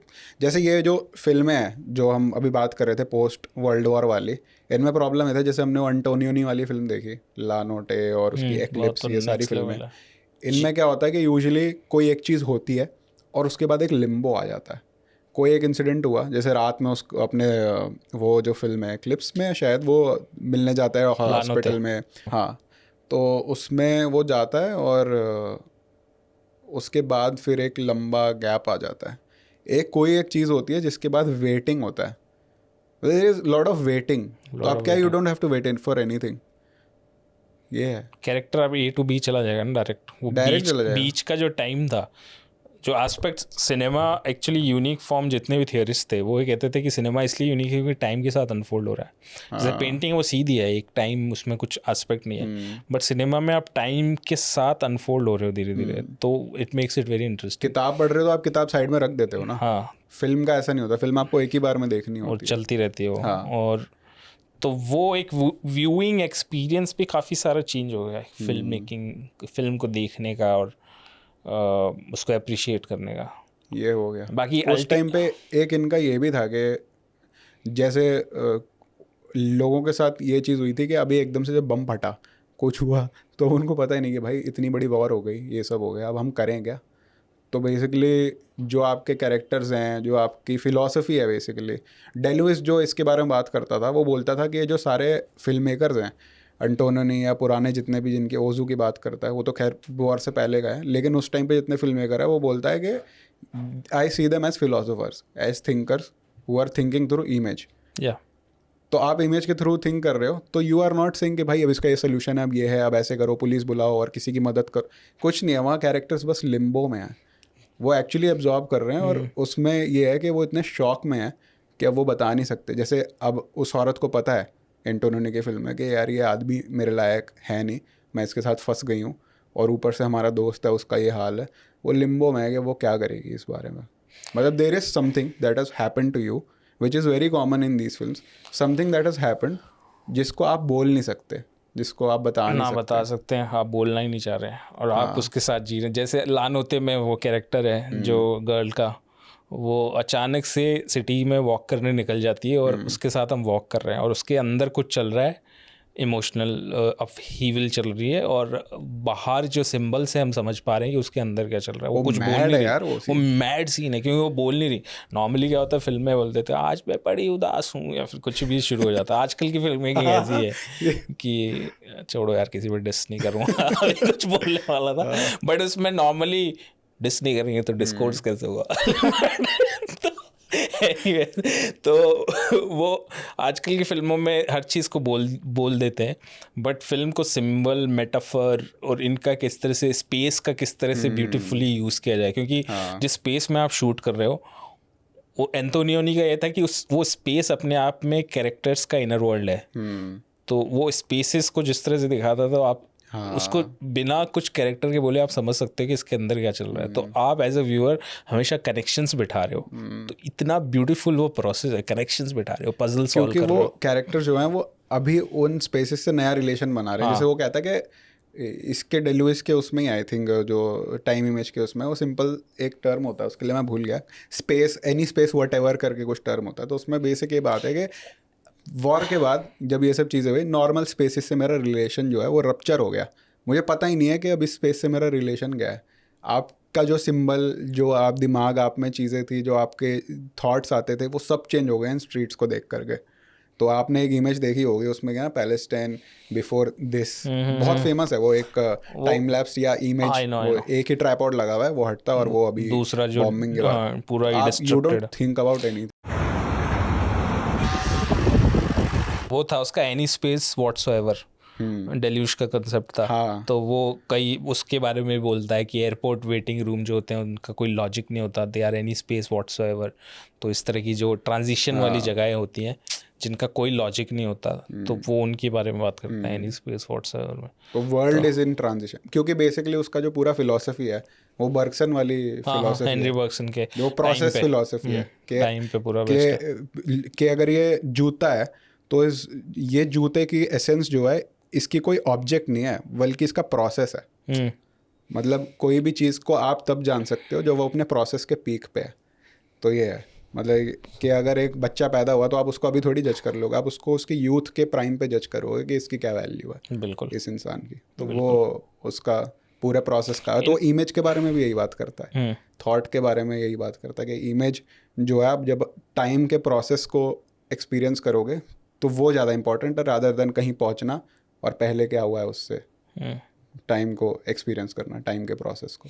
In fact ये जो आइडिया है ना कि आप कैसे जज करो, तो ये मैं अमित दत्ता से बात कर रहा था, तो वो भी बोल रहे थे कि जो आई थिंक नैनसुक के बारे में बोल रहे थे कि जो उसका जो पेंटर है या फिर वो जो ट्रेडिशन है पहाड़ी में, वो पेंटिंग बनाने को ध्यान बोलते हैं कि वो ध्यान कर रहे हैं। हाँ, तो बड़ा इंटरेस्टिंग है कांगड़ा पेंटिंग। हाँ, तो फिर वो भी बोला कि उन्होंने एक जगह इंटरव्यू दिया था, उसमें बोला कि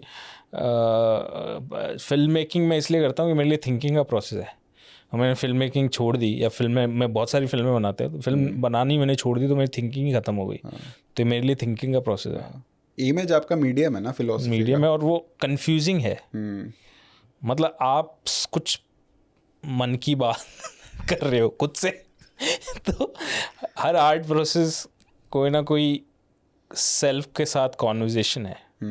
वो एग्जैक्टली जैसे पोइट्री बहुत ही इंटरेस्टिंग मीडियम लगता है मुझे, स्पेशली अमेरिकन पोइट्स मुझे बहुत इंटरेस्टिंग लगते हैं। तो उनकी जो पोइट्री सुनोगे वो लगते हैं कि they are having some kind of. Jim Jarmusch बहुत इंटरेस्टिंगली बहुत सारे अमेरिकन पोइट्स को उसने यूज़ किया है, विलियम ब्लेक यूज़ किया है डेड मैन में। एंड क्योंकि उसका जो एक्सपीरियंस है वो हमें, पोएट्री आपको पीक सबलिमिनल एक्सपीरियंस देती है, पीक सबलिमिनल एक्सपीरियंस देगी। विलियम कार्लोस विलियम, हाँ, और भी बहुत सारे पोइट्स का वो किया है, और उसकी जारमुश की फिल्म मेकिंग में पोइट्री का बहुत रोल है। बट पोइट्री इंडियन उसमें इतना चीप उसको बना देते हैं ना कि आई रियली हेट इट। मतलब इतनी चीप पोएट्री, मतलब समथिंग विच इज वेरी, अरे हमारी ना आदत है, हम हर चीज को ना सेंटिमेंटल क्रिंज कि या तो हम इस पे या तो हम रो दें, या तो हम इस पे हंस दें, या तो मैं इसको प्लीज कर दूं। हाँ, कुछ बाइनरी इसमें है। जैसे आप फॉर एग्जांपल पोएट्री बड़ी अच्छी लगती है, आई थिंक बहुत पढ़े लिखे हैं सौरभ द्विवेदी, और उनके इंटरव्यूज में भी पता लगता है। पर वो एक तरीके से जब कोई गेस्ट आता है, आप इंट्रोड्यूस कर रहे हो, तो पोएट्री वो राग दरबारी बन जाती है कि आप उसके राग गा रहे हो और आप उसके मतलब दरबार में बैठे हो। वो बहुत ही वियर्ड सा एक सिचुएशन हो जाता है जो मेरे को समझ में नहीं आता। पोएट्री का बेसिक जो लॉजिक है, जो मतलब एक व्हाट इज़ लिटरेचर करके जो एक ऐसे है इसका सार्ट्रे का, उसमें वो बहुत सही एक्सप्लेन करता होगा। पोएट्री सिर्फ वो चीज़ है जिसमें आप यूटिलिटी की मौत दे देते हो, यूटिलिटी मार देते हो। कोई उसका यूटिलिटी नहीं है, कोई यूटिलिटी नहीं होनी चाहिए। एक कप लिया है, एक ये लिया है मैंने, तो इसके यहाँ पे मैं छेद कर दूंगा, या इसके यहाँ पे छेद कर दूंगा, ऐसी वाली चीज़ें कर दो। तो वो बेसिकली ये फिर पोएट्री बन गई। सिर्फ और सिर्फ आपका पर्सनल यूसेज है उसमें, पर्सनल कुछ नहीं है, भी नहीं है। There should be no utility. इसलिए तो जारमुश उठा लेता है, जारमुश इसलिए उठा लेता है, और जारमुश ने इसी का लूजरिज्म जो कॉन्सेप्ट भी यही है कि उस चीज़ का कोई यूटिलिटी नहीं है। अभी मैं एक फिल्म मेकर का कोट देख रहा था कि I make films that don't make money, I make films जापानी film maker, I make films which has no audience and I really like it. हाँ, कोई इसका यूसेज नहीं है पोएट्री का एक तरह से, लेकिन वो पोएट्री की एसेंस को समझना और उसका यूजलेसनेस को पकड़ना, आई थिंक वो है भी नहीं। और इंडिया के अंदर अगर कोई बनाना चाहे तो उसको अप्रिशिएट करने वाले लोग भी नहीं है। हमारे यहाँ मतलब पोएट्री स्प्रिंकल करनी पड़ती है आपको बीच बीच में, बहुत। यहाँ पे हर चीज़ आपको बतानी पड़ती है। प्योर पोएट्री आप कंज्यूम नहीं कर पा रहे लोग। अभी चटपोंग नहीं यहाँ पे पैदा हो सकता उसको ये पहले ही वो कर देंगे, या तो वो भी करेगा तो उसका भी एक हैक वाला कुछ करेगा, पोएट्री सुनानी पड़ेगी उसको। ऑल्दो जब हम ये बात कर रहे हैं, मतलब हमारा मतलब ये नहीं है कि फिल्म में नैरेटिव नहीं होना चाहिए, या फिर फिल्म में नहीं। अरे यार, एक ये भी बड़ा ऑनेस्ट होना चाहिए। इंटरेस्टिंग है कि ये जो कॉन्वर्सेशन भी है जिसका format is thinking out loud, हाँ, ये ना इसको सही ठहरा रही है ना उसको गलत ठहरा रही है, it's more of a thinking out loud. तो हम भी कुछ सोच रहे हैं and audience should also think, so that is the process of any basically. But आजकल ये हो चुका है हर चीज़ को बाइनरी में, आप इसके बारे में ये सोचते हैं या ये सोचते हैं। जैसे इस चीज़ में डेविड लिंच बहुत हरामी था, वो बीच में सीन के कुछ ऐसी चीज़ें डाल देगा जिसकी कोई लॉजिक नहीं है, वो आपका जैसी लॉजिक बनेगा उसको तोड़ देगा। आई थिंक कुछ हद तक अनुराग की जो फिल्म थी ये वाली, सॉरी, गैंग्स ऑफ वासेपुर, सो बहुत सारी इलॉजिकल चीज़ें हैं, इट वर्क्स। कई सारी चीज़ें जिनका कोई लॉजिक नहीं है, बट आपको हंसी आती है। लाइक मुझे इतनी फिल्म इतनी ज़्यादा कुछ पसंद नहीं है, क्योंकि वो आपको वेटिंग में डाल देता है बहुत जगह, कुछ जगह डाल देता है। मेरे को फिल्म उतनी पसंद नहीं है, लेकिन मेरे को फिल्म इसलिए पसंद है कि ये ऐसी फिल्म मेकर ने बनाई है जो फिल्म उस टाइम पे फिल्म मेकिंग को बहुत इंजॉय कर रहा है। और पता है आपको, ये एक बहुत कॉमन पैटर्न है, जो डायरेक्टर्स बहुत हैवीली स्क्रीन राइटर्स रह चुके होते हैं, they usually go for these action genre या genre heavy stuff and they fuck up the genre। जैसे इसने क्राइम genre उठाया, पिस्टल चला रहा है, पिस्टल नहीं चल रही, नहीं चल रही। बंदे को चेस सीन रखा है तो चेस सीन में वो अटक गए हैं। सेम कुरोसावा बोल रहा हूँ, सॉरी, वोंकर वाई का था। वोंकर वाई पहले क्राइम फिल्मों का राइटर था, कॉमेडी फिल्में और क्राइम फिल्में। उसने 10 साल, पता नहीं कितने साल उसने लिखा। उसके बाद उसने बोला कि यार अब मेरे को ये तो समझ में आ गया है कि क्या कहानी लिखनी होती है उस पे पेपर पे, कि स्टूडियो आपको पैसा दे दे। तो उसने एक्शन स्टूडियो इन सब से उसने पैसा ले लिया। उसने बोला यार एक्शन और क्राइम फिल्में ही बन रही हैं अब, तो उसके लिए उसने पैसा लिया। फिर उसने I think as tears go by बनाई।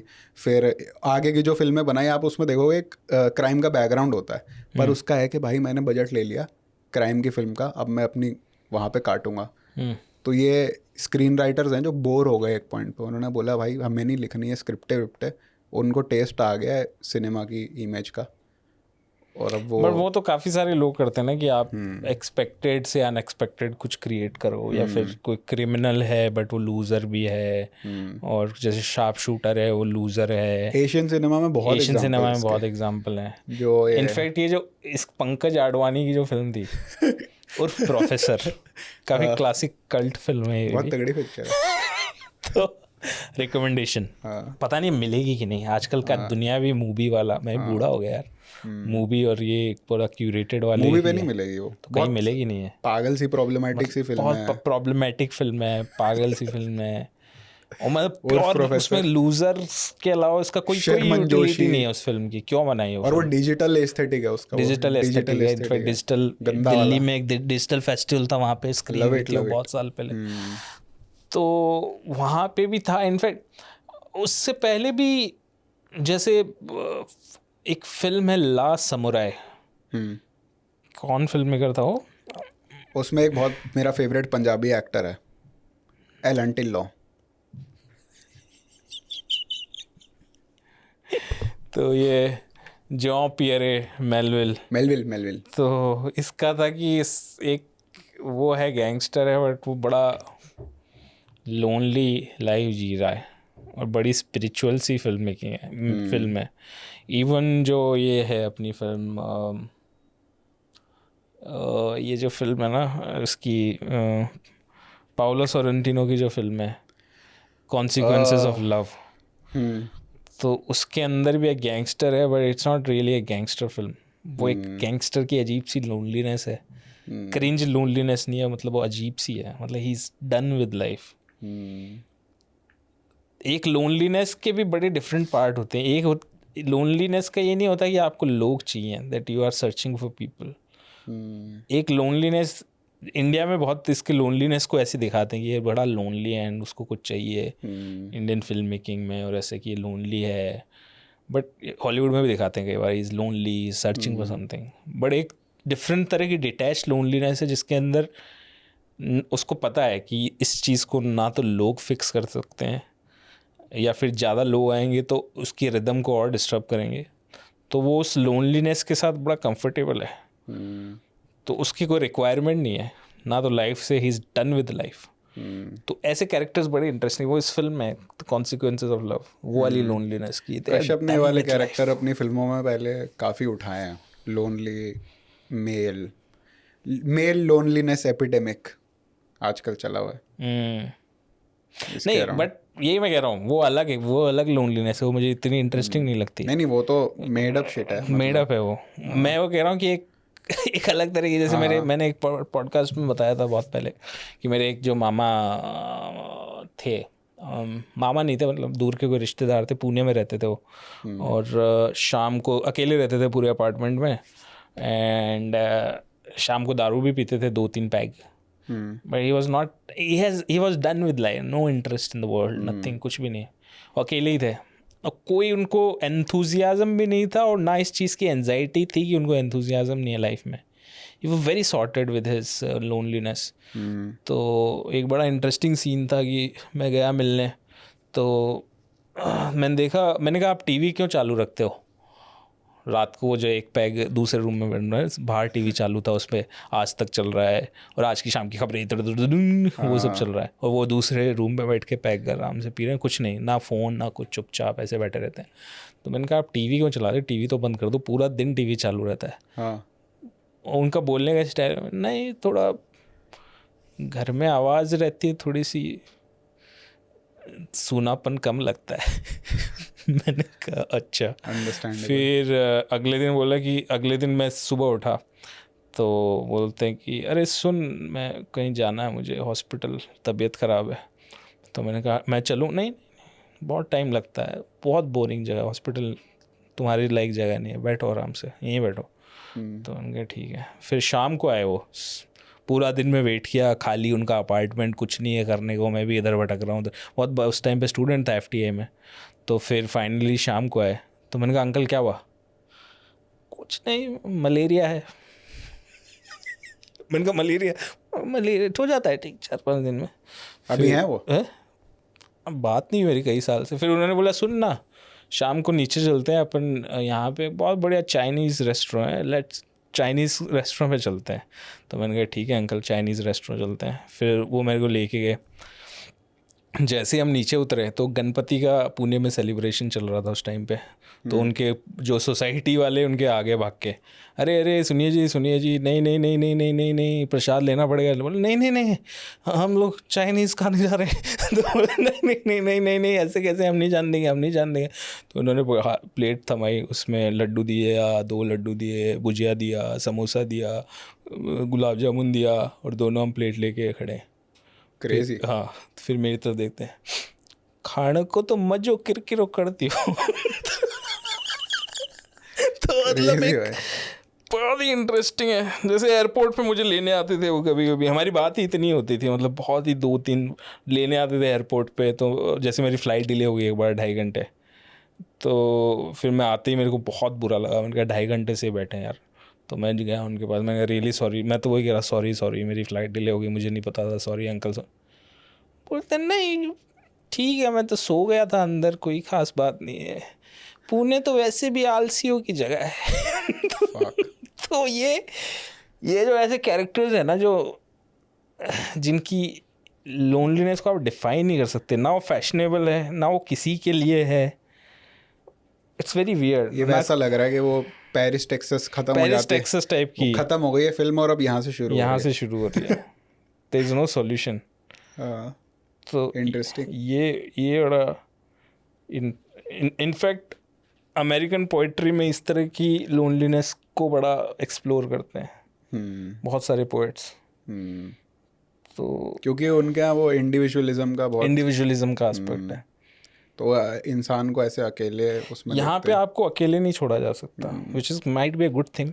पर बड़े होने के साथ फिर आपको वो अपने सीक्रेट्स लीक आउट होने की एंजाइटी नहीं रहती ना फैमिली के जैसे साथ। आपकी लाइफ में कई बार ऐसे टाइम आते हैं जब आपको लगता है लाइफ इतनी ज़्यादा डार्क है कि आपको किसी की ज़रूरत है, तो एटलीस्ट फैमिली कभी कभी डिस्पाइट देयर क्रिंज बिहेवियर ऐसा लगता है कि अच्छा स्पेस तो है जहाँ पे you can go back to, there is some space for me. अरे लड़ने के लिए तो है कोई, कुछ तो है, मतलब सर देयर इज मारने के समबडी लिए तो हु कोई आर है। With you, there are some people who are with you. कई बार लाइफ इतनी डार्क हो जाती है कि कोई नहीं होता आपके साथ। हाँ ट्रू। तो वैसे है, बड़ा कॉम्प्लिकेटेड है। मैं इस पे एग्जैक्ट राय नहीं बना पाया इंडिविजुअलिज्म और फैमिली पे, जैसे इनिशियली, बट वो भी एज के साथ चेंज होता है। जब आप बड़े यंग होते हो आपको फैमिली से नफरत होती है, 22-23 में 24 में नफरत एज इन आप चाहते हो कि मुझे इनके इन्फ्लुएंस से दूर जाना है, लड़ना है, बाहर कुछ करना है, दोस्तों की लाइफ बड़ी इंटरेस्टिंग होती है, फिर धीरे धीरे एक्सपीरियंस चेंज होते रहते हैं। तो ये भी एक फेजेस में आता है। तो मैंने भी एग्जैक्ट इसका बनाया नहीं कि इंडिविजुअलिज्म भी किस लेवल तक इंटरेस्टिंग है।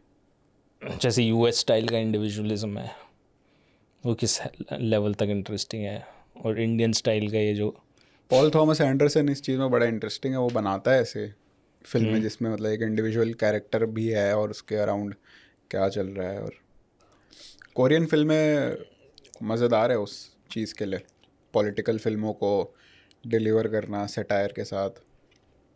जैसे memories of murder, Kiyoshi Kurosawa की फिल्म है क्योर, उसका भी काफ़ी हैवी इन्फ्लुएंस। बट ये सबसे ज़्यादा डिफिकल्ट होता है एंटरटेनमेंट के साथ पॉलिटिकल परोसना एज कम्पेयर टू एक बेसिक एक्टिविज्म के साथ पॉलिटिकल मैसेजिंग परोसना।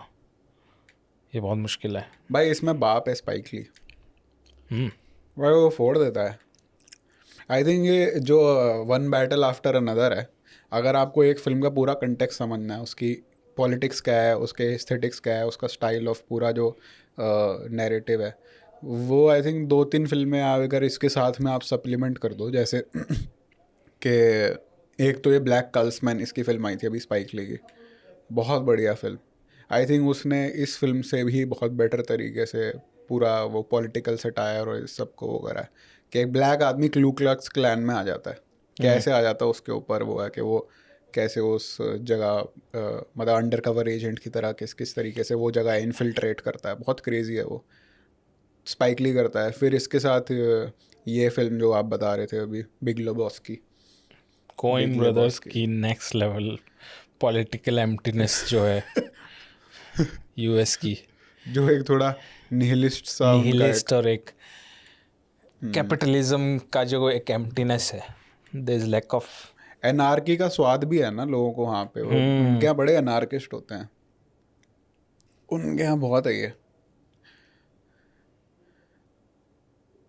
ये है। और ब्लैक कार्ल्समैन है। फिर एवा एक डूवर्ड अगर ने पुरानी फिल्म आप अगर उठा लो कल्ट कोई, तो जैसे बैटलशिप पोटेमकिन है, प्रॉपर एक प्रोपोगेंडा पॉलिटिकल फिल्म है। फिल्म, तो वहाँ से आप पूरा ट्रेस कर सकते हो कि कैसे 2-3 फिल्में लेकर के। बैटलशिप पोटेमकिन ने जो मॉडर्न हॉलीवुड की जो एडिटिंग लैंग्वेज है सब वहीं से आई है, बट उसका जो जो बेस है वो प्रोपागेंडा में है। हाँ। बैटलशिप ये वाली जो है वो प्रोपागेंडा फिल्म है। हाँ। इसका interesting है। सर्जी आइंस्टाइन आई थिंक उस टाइम पे उसको परमिशंस भी पूरी मिलती थी, जो अगर पब्लिक स्पेसेस क्लोज डाउन हो जाती थी उसके शूट करने के लिए, वो सब चीज़ें थी उसके पास। एक ना आई थिंक आइंस्टाइन को एक लेटर लिखा था सैमुअल बेकेट ने, वो आई थिंक रीसरफेस करा था अभी दोबारा। उसमें बहुत इंटरेस्टिंग है उसने कि मैं प्ले राइट हूँ पर मैं एडिटर बनना चाहता हूँ, I think I want to be an editor, और उसके ऊपर उसने लिखा, वो डालना उसमें बहुत इंटरेस्टिंग है कि एक एब्सर्ड प्ले राइट जो मतलब सबके लिए इतनी बड़ी डेफिनेशन एपिटोम है वो एब्सर्डिटी का, और वेटिंग का, जो वेटिंग फॉर गोडो टाइम का जो हम वो बोलते हैं, लेकिन उसने आइजनस्टाइन को क्यों लेटर लिखा, मेरे को बड़ा वियर्ड लगता है वो पढ़ने में। ऑल्दो मैं उसके डीप गया नहीं, पर मेरे को एकदम से ऐसे याद आया। और पहले था एक ट्रेडिशन लेटर्स का लिखने का, लेटेस्ट लिखने, और उनके यहाँ एक बहुत फॉन्डनेस भी होती थी फिल्म स्कूल्स को लेके।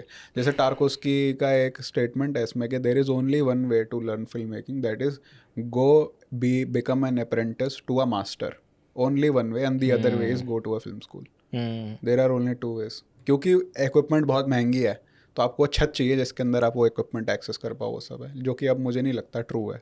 अब तो जैसे कोपोला ने बहुत पहले ये स्टेटमेंट दी थी, जब बहुत लेट उसका एक इंटरव्यू जिसमें वो बोलता है कि आज से इतने साल बाद there will be a girl making films in her backyard with the camera her father gifted her on her birthday. In fact अब हर आईफोन का जो भी अपडेट आता है वो कहता है ये सिनेमा है, ये वाला सिनेमा बना देगा, ये वाला, ऑल्दो हुआ नहीं अभी तक इस तरह का कि एक मतलब क्वालिटी ऑफ इमेज जो तुम्हें सिनेमैटिक रूप में मूव कर रही है। मतलब ऑब्वियसली उसका एक्सपीरियंस अलग है, एक्सपीरियंस अलग है, बट लाइक इंडिपेंडेंट उसमें भी Indie- आर्टिस्टिक प्रैक्टिस के लिए क्वालिटी भी ओवररेटेड है ना। फिर उसमें जैसे एक अभी पूरा कैंपेन चलाया था किसी ने कि आईफोन 13 की फ़ोटो डाली हुई और आईफोन 16 की फ़ोटो डाली हुई है, और सेम ही ग्लेशियर की फ़ोटो डाली है, और पहले में वो ग्लेशियर अच्छा खासा दिख रहा है, दूसरे में पिघल गया है, तो फिर वो नीचे लिखता है कि 13 विल डू। नहीं, प्रॉब्लम इसका एक है कि आप जो लोग कर रहे हैं वो मिमिक करने की कोशिश कर रहे हैं बेसिकली। लाइक आप आईफोन से मिमिक कर रहे हो फिल्म कैमरा, तो आप शॉट्स वैसे ले रहे हो, उसको कलर करेक्ट वैसे कर रहे हो कि as if you are using a good camera, but आप उसके लो क्वालिटी के एस्थेटिक्स पे खेलना ज़्यादा इंटरेस्टिंग रहेगा। या एग्जैक्टली, जैसे कि गोडार्ट की वो जो फिल्म थी ना रिसेंट वाली इमेजेस पे, जो एक इमेजेस पे बहुत ही वियर्ड फिल्म बनाई थी 4-5 साल पहले, उसका ये मैं भी भूल गया ना। यहीं पे डाल देता हूँ मैं, तो बहुत इंटरेस्टिंग है। तो उसका इंटरव्यू में वो बोलता है कि everybody is making 2K 4K, but we have forgotten what is the low quality, so I want to make film on a very low quality. और उसकी फिल्म सारी इमेजेस पूरे ग्रंजी, बहुत ही लो क्वालिटी, फेडेड से अभी ना एक गंदे। जो वो नहीं होता सैटेलाइट मैप्स, गूगल मैप्स, उस पर किसी ने गोदार्ड को कैप्चर करा था। हाँ देखा मैंने। और किसी बंदे ने उसको कैप्चर, मतलब गूगल जो हम क्या कहते हैं उसको, जो गूगल walk- स्ट्रीट व्यू पे स्ट्रीट कैप्चर व्यू पे, किया था। स्ट्रीट व्यू पे किसी गोदार्ड ने चल रहा था। और गोदार्ड चलता हुआ उसमें दिख रहा है। और मतलब वो किसी ने तो पिक कर लिया वो इमेज को, और उस पे उसने कुछ बैकग्राउंड म्यूजिक डाल, वो फिल्म लग रही है भाई फिल्म अपने लग आप रही है में। वो। उसके बिना कंसेंट फिल्म के लग रही उसने है। उसको फिल्म कर तो ली। वो मैं ये कह रहा हूँ कि आप ये जो इनके जो एस्थेटिक्स को और बोल वही मैं कह रहा हूँ कि उसकी क्वालिटी बहुत बेकार है इमेज की, बेकार है, पर बट वो बेकार इमेज का भी एक एस्थेटिक है। हाँ हर चीज़ का एक अपना एस्थेटिक है। बेकार इमेज के थ्रू भी आप बहुत ही हाई क्वालिटी वर्क बना सकते हो। एग्जैक्टली। तो ये बहुत ये लोग अभी वो हो चुका है कि हर चीज़ को आप इमेज ले रहे हो तो उसमें एक अजीब सा आज सुबह मैं एक लेक्चर सुन रहा था ओशो का। वो तो ये होना ही है, जीवन में एक चाय की पत्ती की तरह आप उबल रहे हो। ऐसे मैंने कहा यार एक सेकेंड, मैं सुन तो रहा हूँ 3 मिनट से, बट ओशो इतना जल्दी जल्दी क्यों बोल रहा है भाई? इतना जल्दी तो नहीं बोलता ओशो। फिर मैं सुन के बातें तो मतलब ऐसी हैं ओशो वाली, बट मैंने कहा क्या चल रहा एआई है? वॉइस होगी उसकी। देखा मैंने सारा एआई से उन्होंने किया। वो Exactly. इतनी क्लियर वॉइस है हो गया, सुनने में, ये हो गया इतनी, और ऑलमोस्ट ओशो जैसी है, लेकिन अगर आपने बहुत ओशो नहीं सुना हो तो आप पकड़ भी नहीं पाओगे हाँ कि ये एआई वॉइस है, ये मैंने भी बाप रे सुना हुआ यार, है। तो हर जगह पे ये कर रहे हैं। हाँ तो उसमें क्या एक्सट्रीम क्वालिटी तो आ गई, बट सो इरिटेटिंग, बिकॉज मुझे ओशो की मिस्टेक सुननी है, उसकी वॉइस सुननी है, उसकी स्टाइल सुननी है। और मैंने भी ये देखा है, एक जगह पे ओशो के उसमें था और नीचे बंदा लिख रहा है कि ये ओशो की आवाज़ नहीं है, तुम क्या कर रहे हाँ, हो। लोगों नीचे को बंदे पता ने है। लिखा है पर भाई ज्ञान तो सही है, ज्ञान ले ले। ज्ञान ले अबे ले। भाई पर तू तो कुछ ब्रीच कर रहा है ना, तू एक क्रेडिबिलिटी ब्रीच कर रहा है ना, मतलब इनफैक्ट अगर आप इंस्टाग्राम पे देखो, इस वक्त एक कैंपेन चला रखा है कई आर्टिस्ट ने, जिसमें जैसे प्रियंका पॉल है जिनका अकाउंट है आर्ट होरिंग करके, बड़ा ही I really respect her work. तो उसने अपनी स्टोरीज पे कई ये डाले थे, जैसे बहुत सारे आर्टिस्ट हैं वो एआई से प्रोड्यूस करके उनके प्रिंट आउट्स निकाल के बेच रहे हैं और दिखा रहे हैं कि मैं बना रहा हूँ। तो रैंडम, अरे हाँ यार वो बड़ा फेमस आर्टिस्ट है, बहुत उसने फेमस दिल्ली में भी आर्टिस्ट है, करा। वो ये कर रहे हैं कि वो जानबूझ के एक रील डालेंगे जिसमें कुछ पेंट कर रहे हैं, नेक्स्ट रील डालेंगे जिसमें उनकी पेंटिंग बन चुकी है, हाँ। उसको बेच रहे हैं, और सारा एआई स्लॉप है। मस्त है। तो ये वो हो गया ना, एंडी वारहोल फैक्ट्री हो गया एक तरीके फैक्ट्री से। हो चुकी है। जो उसने एक वो पोर्ट्रेट बनाया, पोर्ट्रेट के हाँ, वो उसके निकालने शुरू कर दिया। रेप्लिकेशन शुरू कर दिए। तो एआई स्लॉप बढ़ता जा रहा है। एंडी वारहोल बहुत हरामी, वो कर चुका है कर सारी चुका है ये सारी चीज़ें। मैं ये तो कर रहा हूँ ना, जो इंटरनेट पे आ रहा है वो सारा एंडी वॉरहोल टाइम पे कर चुका था। हाँ, क्योंकि वो बॉर्डर करता है एक्सप्लॉयटेशन पे, हैकिंग एंडी पे। वॉरहोल जो कर रहा है उसके पीछे उसकी एक बहुत स्ट्रॉन्ग फिलॉसफी है। हाँ तो अब फिलॉसफी के साथ वही तो कर रहा हूँ ना, उसका एक एस्थेटिक मैच हो रहा है जिसमें जो कर रहा है। ये कर रहा है यार। लेकिन आजकल जो है हर चीज़ के अंदर वो आ रहा है, जैसे म्यूज़िक सुन रहे हैं बहुत अच्छा, पता चल रहा है एआई है, पूरा यूट्यूब एआई म्यूज़िक से भरा पड़ा है। उसमें बेसिकली वो क्या करते हैं, ग्लिच भी रेप्लिकेट करने की कोशिश सब कुछ करते हैं। replicate 90s का ग्लिच, तो उसे ग्लिच में आप देखोगे, ग्लिच में भी एक स्मूथनेस है। ये ग्लिच जो है वो लूप मारता है, लूप मार रहा है। उसे ग्लिच भी पीछे, और जो नॉइस चल रही है, नॉइस भी एक लूप में चलती है, नॉइस भी कंसिस्टेंट नॉइस नहीं है। तो बेसिकली एआई आपका जो परफेक्शन की फेटिश जो थी ना आपकी, वो सब रेप्लिकेट कर रहा है, क्योंकि आर्ट इसलिए बोरिंग है। आर्ट की कोई वैल्यू नहीं है अगर उसके पीछे आर्टिस्ट नहीं है। डोचैम का कोट है ये कि वो बोलता है कि I am not interested in art, I am interested in artist. Art क्या करे भाई आर्ट का, अगर आर्टिस्ट ही नहीं है उसके पीछे कोई। मार्शल दुशाम का पूरा ही क्यूरेशन पे बेस्ड था कि किसी भी ऑब्जेक्ट का इनहेरेंट मीनिंग नहीं होता, बट आप उसको मीनिंग, एक आर्टिस्ट उसको मीनिंग दे सकता है अपने क्यूरेशन के थ्रू। वो बड़ा इंटरेस्टिंग। और मार्शल दुशाम बेसिकली एंडी वॉरहोल के पापा मतलब पापा ही है एक पापा वैसे एज इन द पापा। उनके मेंटोर वही थे कि सब कुछ जो सीखा है वहीं से सीखा है मार्शल दुशाम से। हाँ। तो वो है, तो इसीलिए मैं कह रहा हूँ कि अभी वो एक परफेक्शन वाली एज है, जो कि परफेक्ट चीज़ें ब्यूटीफुल हो ऐसा नहीं होता। ऐसा नहीं आपकी है। थिंकिंग फिलॉसफी, तो बेसिकली कोई भी आर्ट का कंज्यूम करने का process, it's a process of knowing. Like पहले बुक्स पढ़ते थे लोगों की, 10 बुक्स पढ़ ली एक ऑथर की, क्योंकि मुझे उसका दिमाग पे पहुंचना था कि मैं समझना चाह रहा हूँ। हाँ। मैं फिल्में देख रहा हूँ, एक बंदे की सारी फिल्मोग्राफी देख रहा हूँ, 20 फिल्में, क्योंकि मुझे उसके दिमाग तक पहुंचना है। I want to understand that person. मुझे उसके इंटरव्यू देखने, जैसे मुझे जिम जारमुश बहुत पसंद है, मुझे उसके सारे इंटरव्यू देखने हैं। मुझे आकी कौरस्मा की बहुत पसंद है, मुझे उसके सारे इंटरव्यू देखने, क्योंकि मैं उसको समझना चाहता हूँ। मुझे बहुत क्यूरियोसिटी कि ये बंदा कौन है, क्या करना चाहता है। तो कोई भी आर्ट का, लेकिन जब बंदा ही नहीं है वहाँ पे, तो पॉइंट क्या है, चाहे वो कितनी भी सुंदर हो, और कुछ भी अगर हो। वो बंदा है भी और उसका यही एम है कि भाई पहले तो मैं पूरा एस्थेटिक से लेकर के अपनी फिलॉसफी सब स्मूथ कर दूं, उसके कोई एजेस नहीं रहने चाहिए, everyone should be happy, everyone left should be happy, centre should be happy, liberal should be happy, क्या है, हाँ कोई पॉइंट ऑफ व्यू नहीं है। ये कम्युनिटी हैप्पी होनी चाहिए, वो कम्युनिटी हैप्पी होनी चाहिए, फिर तो भाई आर्ट बनी है वो क्या बना फिर, कोई पॉइंट ऑफ व्यू नहीं है। पीपल प्लीजिंग वाली, पीपल प्लीजिंग वाला है कि भाई कोई नाराज नहीं हो जाए, कोई नाराज नहीं होना चाहिए, सबको खुशी होनी चाहिए। ये तो वो हो गया, तुम शादी में बुला रहे हो लोगों को, अपनी फिल्म देखने के लिए नहीं बुला रहे हो, तुम शादी में बुला रहे हो। हाँ कुछ वियर्ड सा वो है, कुछ वियर्ड सा सैनिटाइज्ड वो हो गया। हाँ इनफैक्ट पहले थोड़ा सा फिल्म में कि मिसफिट्स की थोड़ी जगह होती थी कि जो थोड़े से मिसफिट्स हों उनकी स्पेस होती थी। अब क्या है कि हाँ इस इशू पे भी बोल दो, उस इशू पे भी बोल दो, इसको भी सेटिस्फाई कर दो। वो इसके लिए क्योंकि फिल्म की फंडिंग भी अगर आप देखो तो सारी की सारी फंडिंग स्टूडियो तो है ही है, बट इंडिपेंडेंट में आप देखो तो आपको बहुत सारे फॉर्म्स भरने पड़ते हैं, फिल्म की सिनॉप्सिस, आपका आर्टिस्टिक विजन, ये वो, तो आर्टिकुलेशन का आइडिया बहुत स्ट्रांग हो गया, which is a very bad for, अरे हाँ विच इज़ अ वेरी, वो एक्चुअली अपने आप में एक बहुत बड़ा टॉपिक है कि ये फिल्म फंडिंग का आइडिया इनहेरेंटली एंटी आर्ट है। क्योंकि वो बोलते हैं कि आप आर्टिकुलेट करो अपने वर्क को, आप अपने को आर्टिकुलेट करो, ये करो, सब बताओ।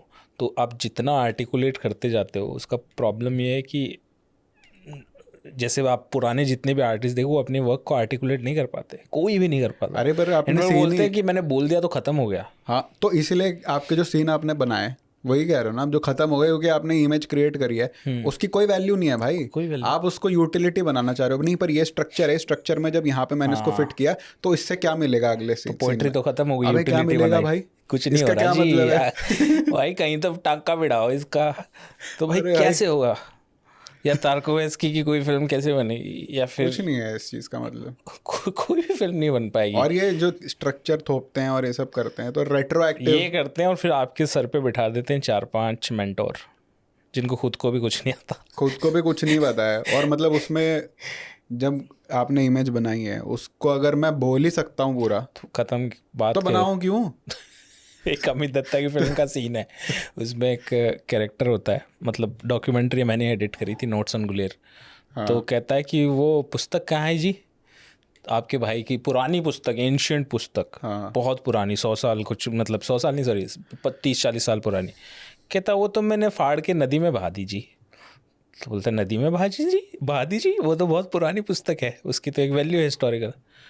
बोलता नहीं, जो चीज़ लिखी दी गई उसका क्या वैल्यू, फिर ख़त्म हो गई वो बात ही मैंने नदी में पहाड़ के बाद ये सररियलिस्ट्स का एक एक्सरसाइज होती है। हाँ वही कह रहा हूँ कि वो बर्न आफ्टर रीडिंग वाली ना, अरे वो आपने कोई चीज़ बनाई फिर उसको जला दिया। बुद्धिज्म में भी है ना एक ऐसा कौन से फॉर्म ऑफ बुद्धिज्म में कि आप पहले मंडला जो आप बनाते हो और आपको फिर आप डिस्ट्रॉय उसको कर मिटा देते हो। ऐसा एक film I think film festival भी है जिसमें आप जाते हो, आप फिल्में बनाते हो और आप उसको फिल्म के मीडियम पे बनाते हो, आपको फिल्म का मीडियम फिल्म रोल मिलता है, आप बनाते हो और फिर उसको जला देते हो।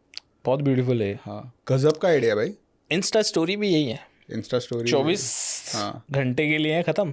24 घंटे आपने बहुत ब्यूटीफुल कुछ भी कैप्चर किया, वो 24 घंटे बाद जब तक आपने उसको आर्काइव नहीं किया वो खत्म है, कभी नहीं आएगा वो। इसलिए मुझे बड़ा इंटरेस्टिंग भी लगता है मीडियम की खत्म है, फीड से ज़्यादा की फीड की मेमोरी, इंस्टा की भी मेमोरी है, मेरी भी मेमोरी, दोनों की मेमोरी बन रही हो। बट स्टोरी में कहीं जो इम्पल्सिव क्रिएटर्स होते हैं कुछ, उनके आपको फीड काली दिखेगी, कुछ होता ही नहीं, स्टोरीज भरी पड़ी हैं, स्टोरीज भरी पड़ी हैं, 25 स्टोरीज डाल देगा बंदा और उसके फीड में कुछ नहीं है। ऐसे भी काफ़ी लोग होते हैं। तो ये भी एक है कि you don't want to look back momentarily, आप मैन विदाउट पास्ट। पर इसमें क्या लगता है आपको, ये जो जैसे हम बात कर रहे थे अभी के स्मूथ कर दो फिल्म का एस्थेटिक पूरा, पॉलिटिक्स पूरी, तो इस फिल्म में जो हमने देखी थी वन बैटल आफ्टर अनदर, इसमें रिस्की है ना, there is something risky about it, something is risky, something is off, something is risky and something is nasty, you can't point it out. थोड़ी चुल तो है थोड़ी इसमें, चुल है, कुछ बोलना चाह रहा है, कुछ हमसे मस्ती कर रहा है वो। एक मैं किसी स्ट्रीमर को देख रहा था तो वो बोलता है कि and you hired a black woman and you named her jungle pussy, तो बंदा नीचे लिखता है, वो ब्लैक पर्सन ही था, मतलब राइटफुली एंग्री, पर नीचे बंदा लिखता है भाई वो उसका स्टेज नेम है, वो असली में उसका नाम जंगल पुसी है। वो ओके, क्योंकि वो चुल कर रहा है ना आपको कि कुछ तो something is wrong but you can't pin point. Although आपको पता नहीं है कि भाई अगले थोड़े दिनों में, क्योंकि वो थोड़ा एक्सपेंसिव फिल्में बनाता है और मतलब लाइमलाइट वाला डायरेक्टर है, टॉप डायरेक्टर है, पीपल टॉप पोजीशंस पे हॉलीवुड में, what their politics might be after 2 weeks, क्या You पता never चलता know. है कि वो लियोनार्डो डिकैप्रियो के साथ तेल अवीव में ले ले प्रॉपर्टी, जैसे कुछ नहीं पता भाई धड़क 2 आपको। का जो हाँ। एक्टर है वो कह रहा आरएसएस मेरा पसंदीदा ऑर्गेनाइजेशन है।